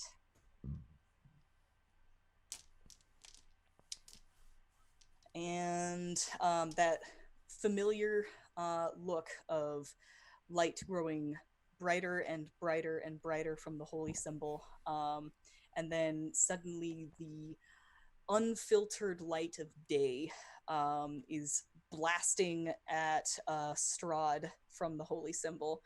And she raises an arm to just kind of shield her eyes from it, and she looks irritated, though you can see her skin is bubbling. Okay, and at the end of Irina's turn, she'll go ahead and take a legendary action to move away to where the sun isn't shining on her. Attack of opportunity? Not with this one. Well, shit. Okay. And then it is Silme's turn. Can I see her still? So let me set this up for you a little bit. You're standing in a room. And Strahd was previously in the doorway. Yeah. Irina is next to you with the holy symbol, and everybody else is kind of crowded around the door. So Strahd has moved through the hallway so that the sunlight is no longer directly on her, and she has moved into the safety of the hallway. So no, you cannot see her. Okay. Silme is going to slide over, like, through her brother and Speedy out the doorway, and she's gonna say, "What's the matter, Strahd? You know, I spoke to your brother and Tatiana. We had to beat the shit out of her. I'm sorry." And I'm gonna cast Chill Touch on her. So I'm gonna make a spell attack. Lich slap. I'm gonna lich slap this bitch. Hopefully, I don't know. Let's see. Fucking nope, I don't. Why? My dice Tonight's the night you need to be good. You're on your pedestals. Come on. Nothing happens. I'm just standing in the doorway now. Ooh. Okay. So a skeletal hand appears in the air and attempts to slap Strahd. And she just kind of like smacks it out of the air nonchalantly. Mm-hmm. As though it is not a big deal. She doesn't care much about that. And then it is Strahd's turn. So she is going to say, perhaps another time. And you can see that she is beginning to cast a fireball, and I would need all of you. Oh, no, she's not. Counterspell. Okay. No, thank you. No, thank you. It's fireball at 3rd level, and counterspell is like a 4th level spell. Counterspell's a 3rd level spell. 3rd level spell. Okay. All right, so you just do that. Yeah. I just go, whoo! I Or I imagine- catch it. She fires it off and I just catch it.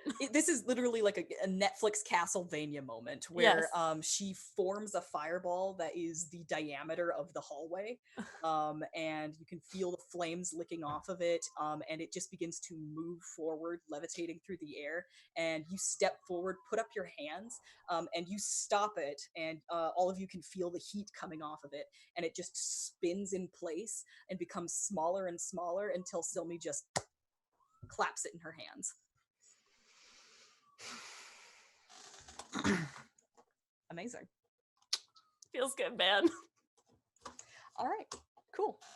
So that happens. Speedy, it's all you. Speedy explodes from within the fireball as it's shrinking. He has casted Zephyr Strike on himself, and he is attacking her. 15 and 6 is 21. 21. Yes. Yes, that hits. 6 points of slashing damage and 8 points of force damage. 6 points of slashing damage and 8 points of force damage. Yes. Okay. And then? Second attack.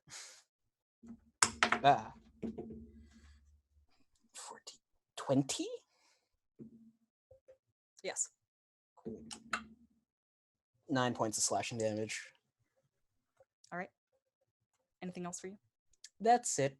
Actually, I'm gonna move away, but stand in front of Silme. Okay.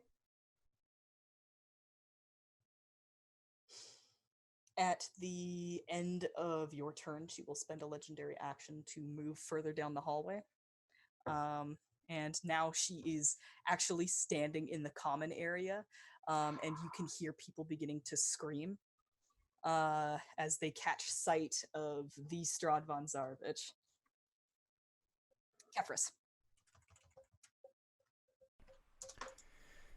Kefris, from the bottom of the mask, takes it off, and there are tears in his eyes. And he looks at her and he says,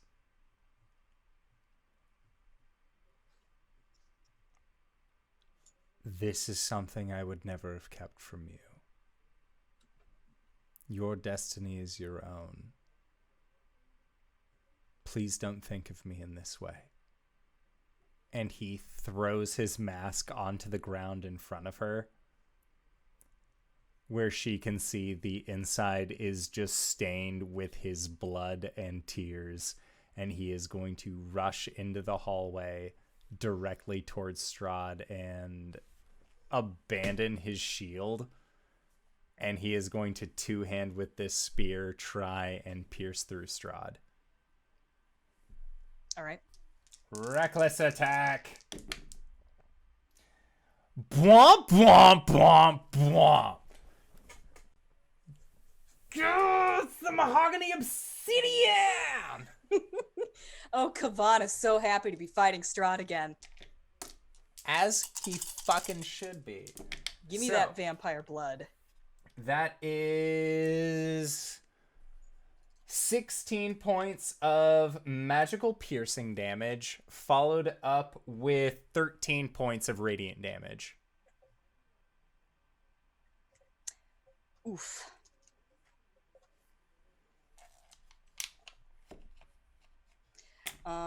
Okay. That's your first attack. Second attack. Mahogany dice! Oh my god! Yeah! Yeah! Oh my god.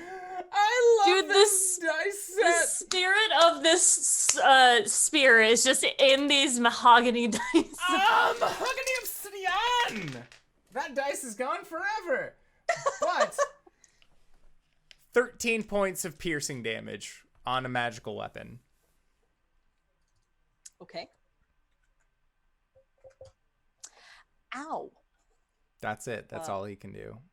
So you get you open up 2 holes in her side as she is just kind of looking around and basking in the joy of being recognized and feared.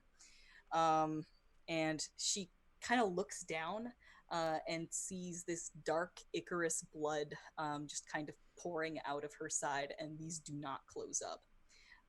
And she just glares at you. And Kefris is going to look at her and say, "By the bones of Saint Andrel, I banish thee." Cool. As her legendary action, she's going to attempt to get you. It's a 14. That 14 will does not hit. All right, so her claws come at you and you duck underneath them. Now it is Irina's turn. She's going to come out and, oh my god, I didn't think I would get this far. Okay, this makes sense to me. She's going to do this as a bonus action. She's going to cast Compelled Duel on Strahd. Fuck. It's fine. She's fresh.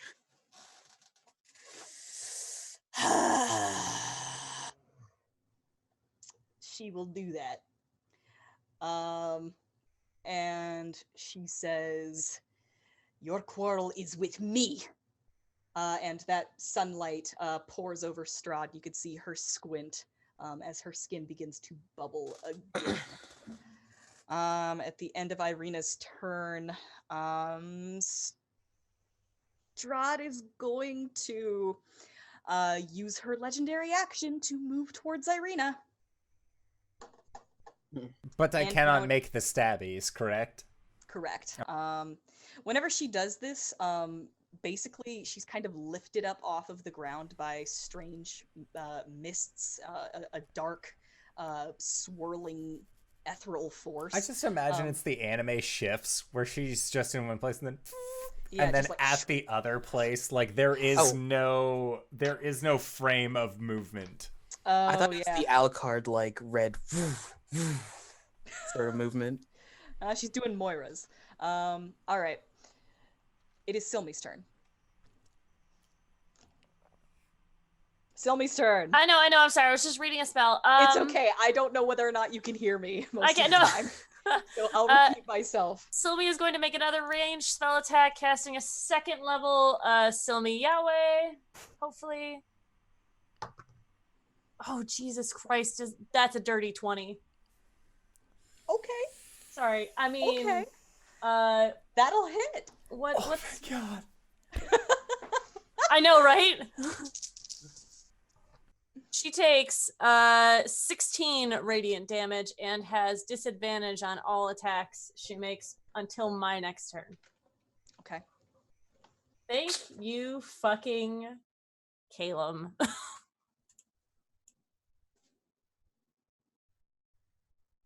All right. I imagine that this bolt like curves to go around Irina and then just blasts Strahd in the shoulder. And you can see that there is a scorch mark left there that does not revert.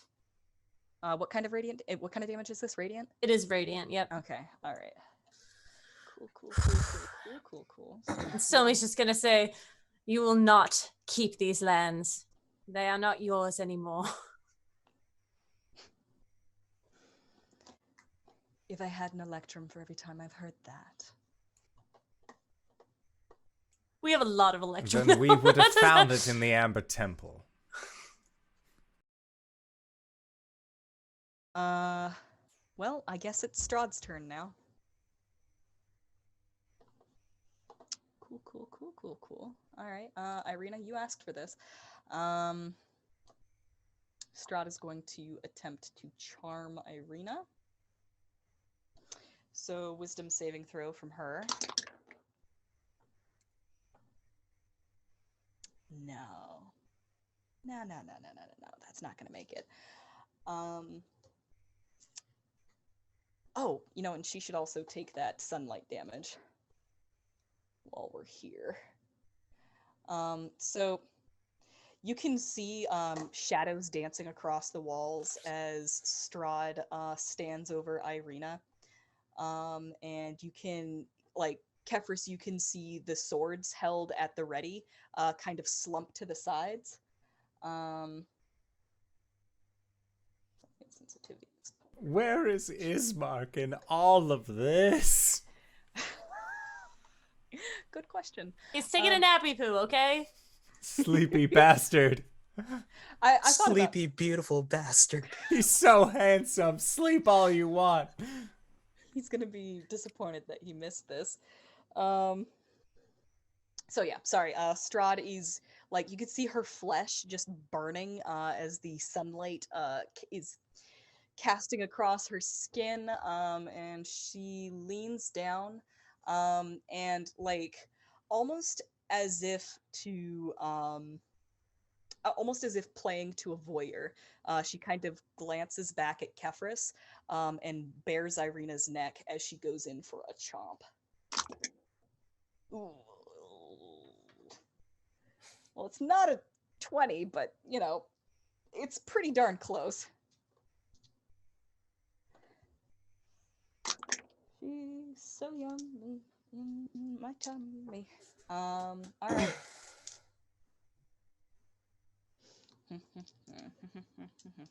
7 piercing damage, and then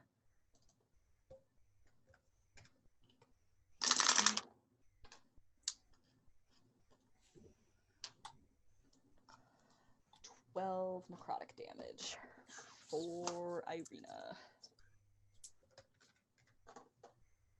And her maximum is reduced by the same amount. Wait, was my maximum reduced by 44?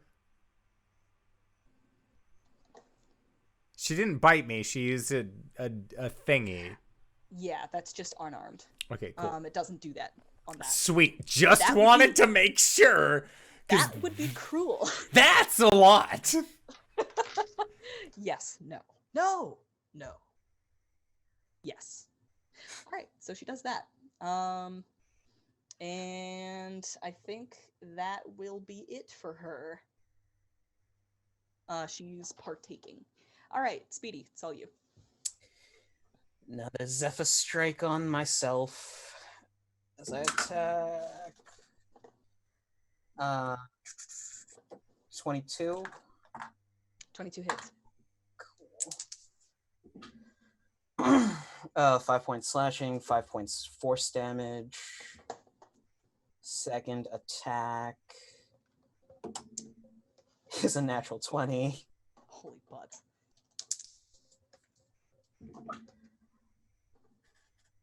12 points slashing. No, 15 points slashing damage. I capped out. Okay. Anything else for you? Can I whistle for the hunters? Sure. I give them the signal on the hunt. I'll allow that. And there is now quite a commotion happening in the common area. People are screaming. People are calling for hunters. You can hear Father Lucian trying to calm people down and evacuate them from the building. Or, evacuate them to a hallowed ground. All right, anything else for you? That's it. I'm sorry, did she roll those attacks at disadvantage? She did not. I forgot to do that. I forgot to say too, so. I mean,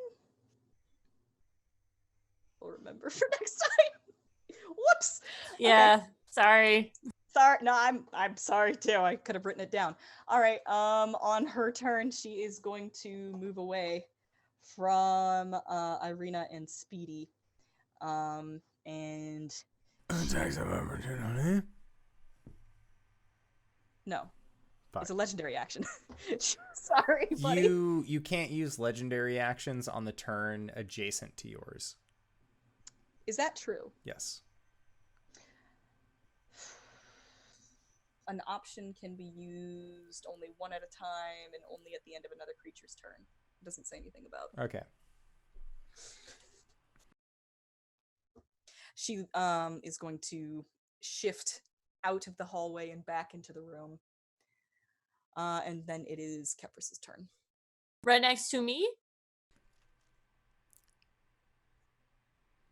Like closer to you, but not right next to you. Kefris is going to chase her. Okay. This is the game of cat and mouse that she wants. And he looks at Irina and he just mouths the words, "I'm so sorry."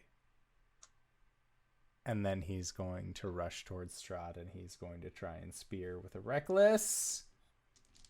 Advantage 20. Reckless attack? You said 17 doesn't hit, right? It does not. No. Okay. Second attack. Does a 24 hit? Yes. Okay.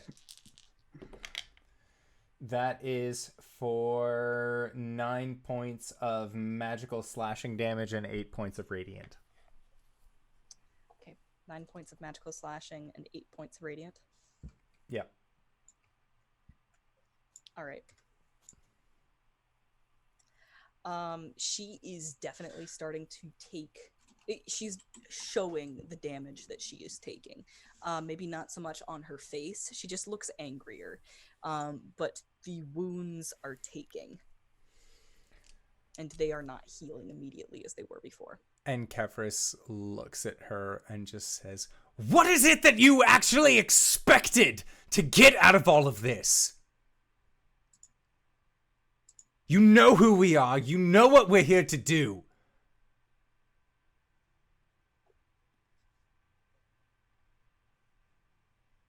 Anything else? And he looks at her and he yells, "Then so come on!" And he looks as intimidating as he possibly can. And I imagine the spikes on his back just like grow a little bit taller. Okay. She looks at you, and she smiles wickedly. And she is going to use her legendary action to try and attack you. And she will miss. She's not used to that. Question. He is using his spear in both of his hands, so his AC drops to 15. Oh. Okay. All right. Okay. Does It she does not. still miss? It still does not. Okay, It would have been cool. an 11. It would have hit Silme, but not you. Awesome. Was Just it wanna at let you know. disadvantage? It would have been flat because he recklessed.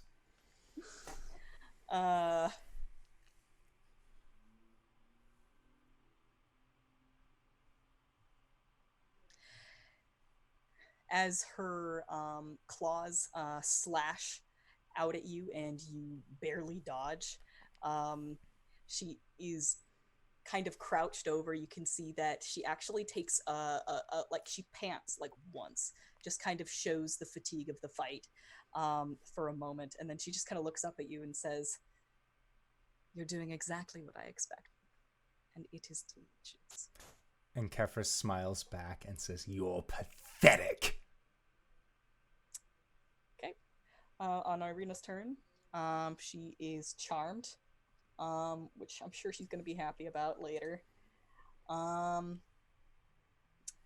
And then And her charm wasn't broken by any of the damage that she has suffered since the charming on Strahd. Oh shit, you're right. She should have. What's your wisdom, honey? Not enough. No, it did not. I appreciate these reminders. I obviously need them. Okay. Silme, it's your turn. I have a question. Did she drop Compel Duel? I don't think there's... Would you guys say that being charmed would make you lose concentration on a spell? No. If the spell Then- effect doesn't say that you lose concentration on other spells. She did also take damage, so she should save for Yes. that then. That If one the is true. All right, she does drop it. Okay, Okay. that's fine. That solves everything. Well, good. Well. Strahd, does Strahd have her back to me? Am I picturing this right? Or no, she would be facing Kefris. She's facing the door, and Kefris, yes. Then I'm not gonna do that. it. No. All right. Somebody's gonna pick up a random piece of wood that has been disturbed and is stakish on the ground, and she is going to run at Strahd and try and stab her in the chest. Oh boy. That's exciting. Sure is. Let's see how it goes.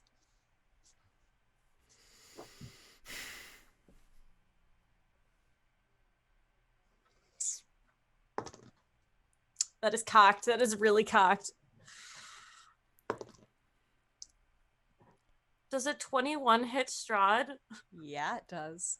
I rolled a 17 and I have +4. Oh my. Okay.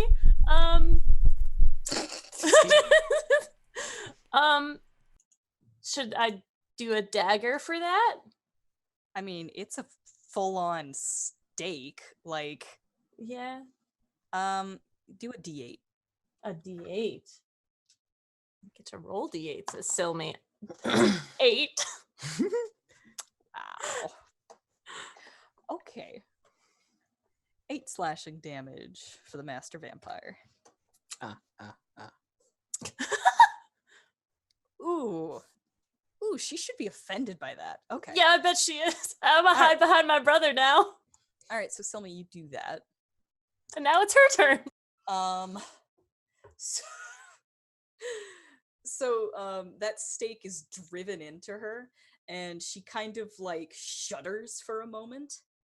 And it appears as though she is paralyzed. She actually genuinely has a look of shock on her face. And then like she kind of like lowers her lids a little bit, and then pulls the stake out, and then she says, "Didn't anyone ever tell you you're supposed to do that when they're incarcerated in their resting place? You should really do more research." We were told this, actually. I know. I know. Okay. So I suppose. Yeah. Mm-hmm. Okay. She's going to cast Phantasmal Killer on you and Kefris at 5th level. All right, I'm gonna try and counter it. All right. Remind me what the rules for counterspell are. You want to hit a 15. Yeah, no, a 16.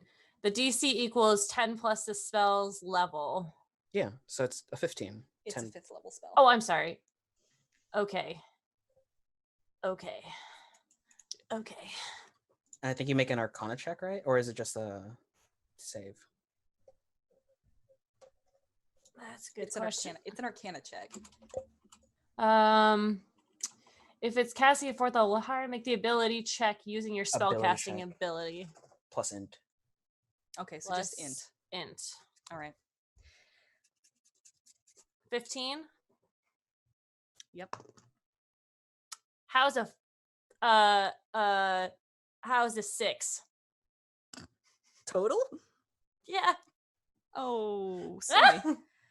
Okay.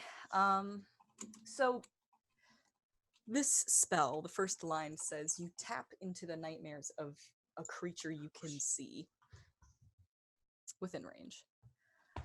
I have a question. What is the scariest thing that Silme can think of? Oh gods. Like a creature. Oh, or make a like... wisdom save first, honey. Okay. Honey. Don't call me honey. Honey? Not right now. Don't call me honey right now. I'm sorry that I don't know where that came from. Wisdom You as well, save. Shepard. Yes. This is 16.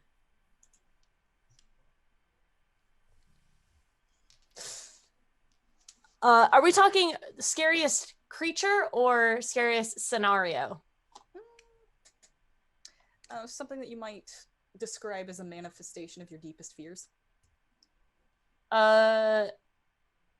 Probably Strahd killing my brother in this moment. Okay.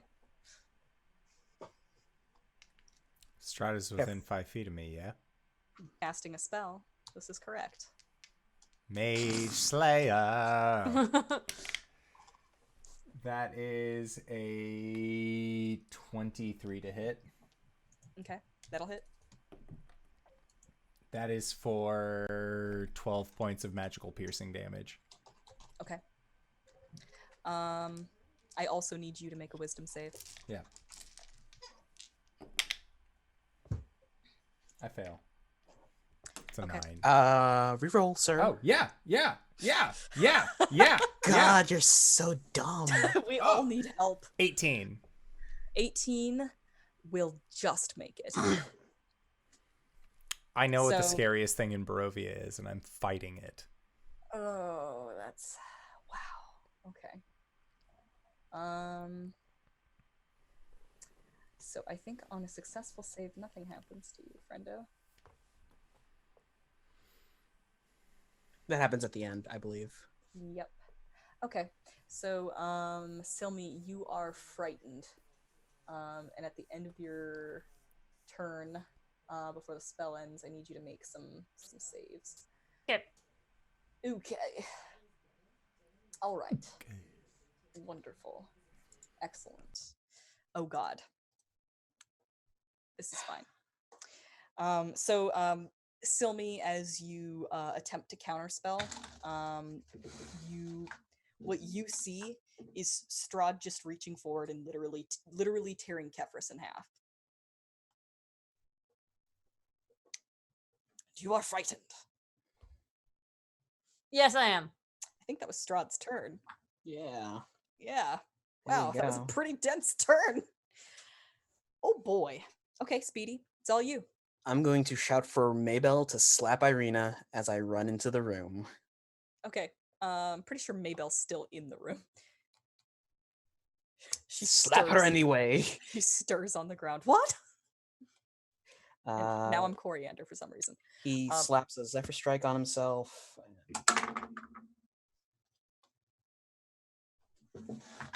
Maybe 20, bitch.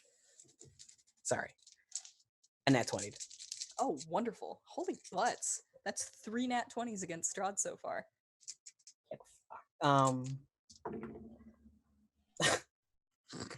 Nerd.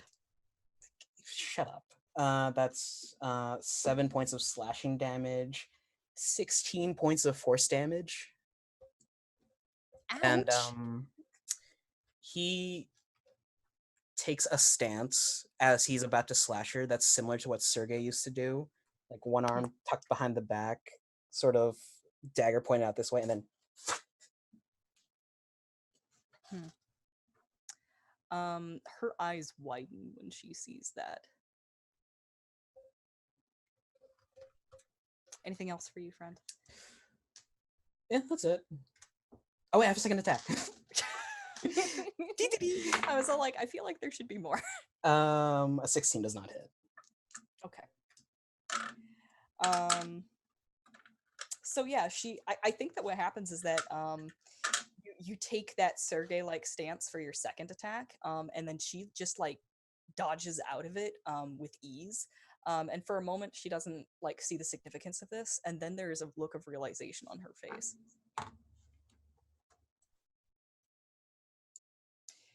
All right. Oh, and it is. She still has legendary actions. Holy. Okay, that's fine. She'll just do what she do. Unarmed strike for my good buddy Kefris. Okay. Yeah, 27 to hit. For sure. For sure. Oh,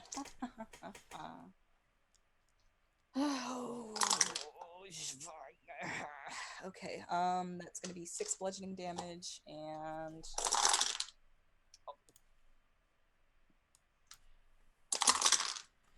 18, 22, 27, 31 necrotic damage. Still up. Still can fight. Good for you, Kefris. I'm very proud. Okay, so that is Speedy's turn. It's now Kefris. And Kefris looks directly at Strahd, and for one of the first times since he's been in Barovia, he genuinely smiles and says, "Is that the best you've got?" Did Strahd make a concentration check on Phantasmal Killer? Concentration check on what? Phantasmal Killer. 'Cause 19 on the die. She's fine. Kefris is going to Reckless, because he's stupid. Does a modified 20 hit? Yeah. Okay. Yeah, it does. So then that is going to be for... Y'all have hit it a couple of times now. 20 is the number you're looking Okay. for.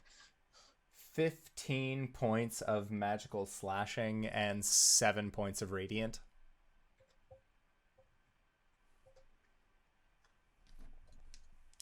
And then his second attack. Oh, no, come back. I need you. I need you, mahogany dice. Nope. And then you, dark steel dice. Stay. Modified 20 to hit again. Okay.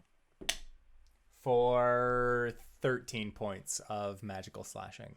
Or magical piercing. Kefris, what did you just say to her? I said, as I looked at her and smiled genuinely for one of the first times that I have while in Barovia, "Is that the best you've got?" And then I stab her.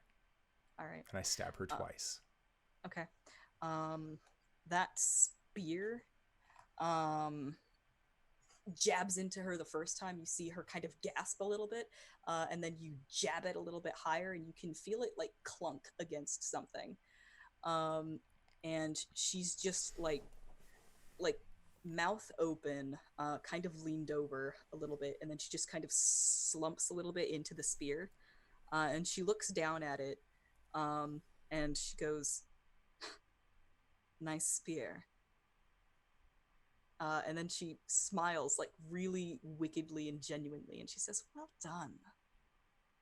And you see her body begin to shift and roil and turn into smoke, and she literally dissolves around your spear, and she turns into a misty cloud that then roils up and out the window. Before she does, as she still has physical form and she tells me, "Well done," Kefris is going to do the least noble thing he has ever done in his entire life. He's going to spit on her. Just directly onto her face. It is still intermingled with your blood. Of course it is.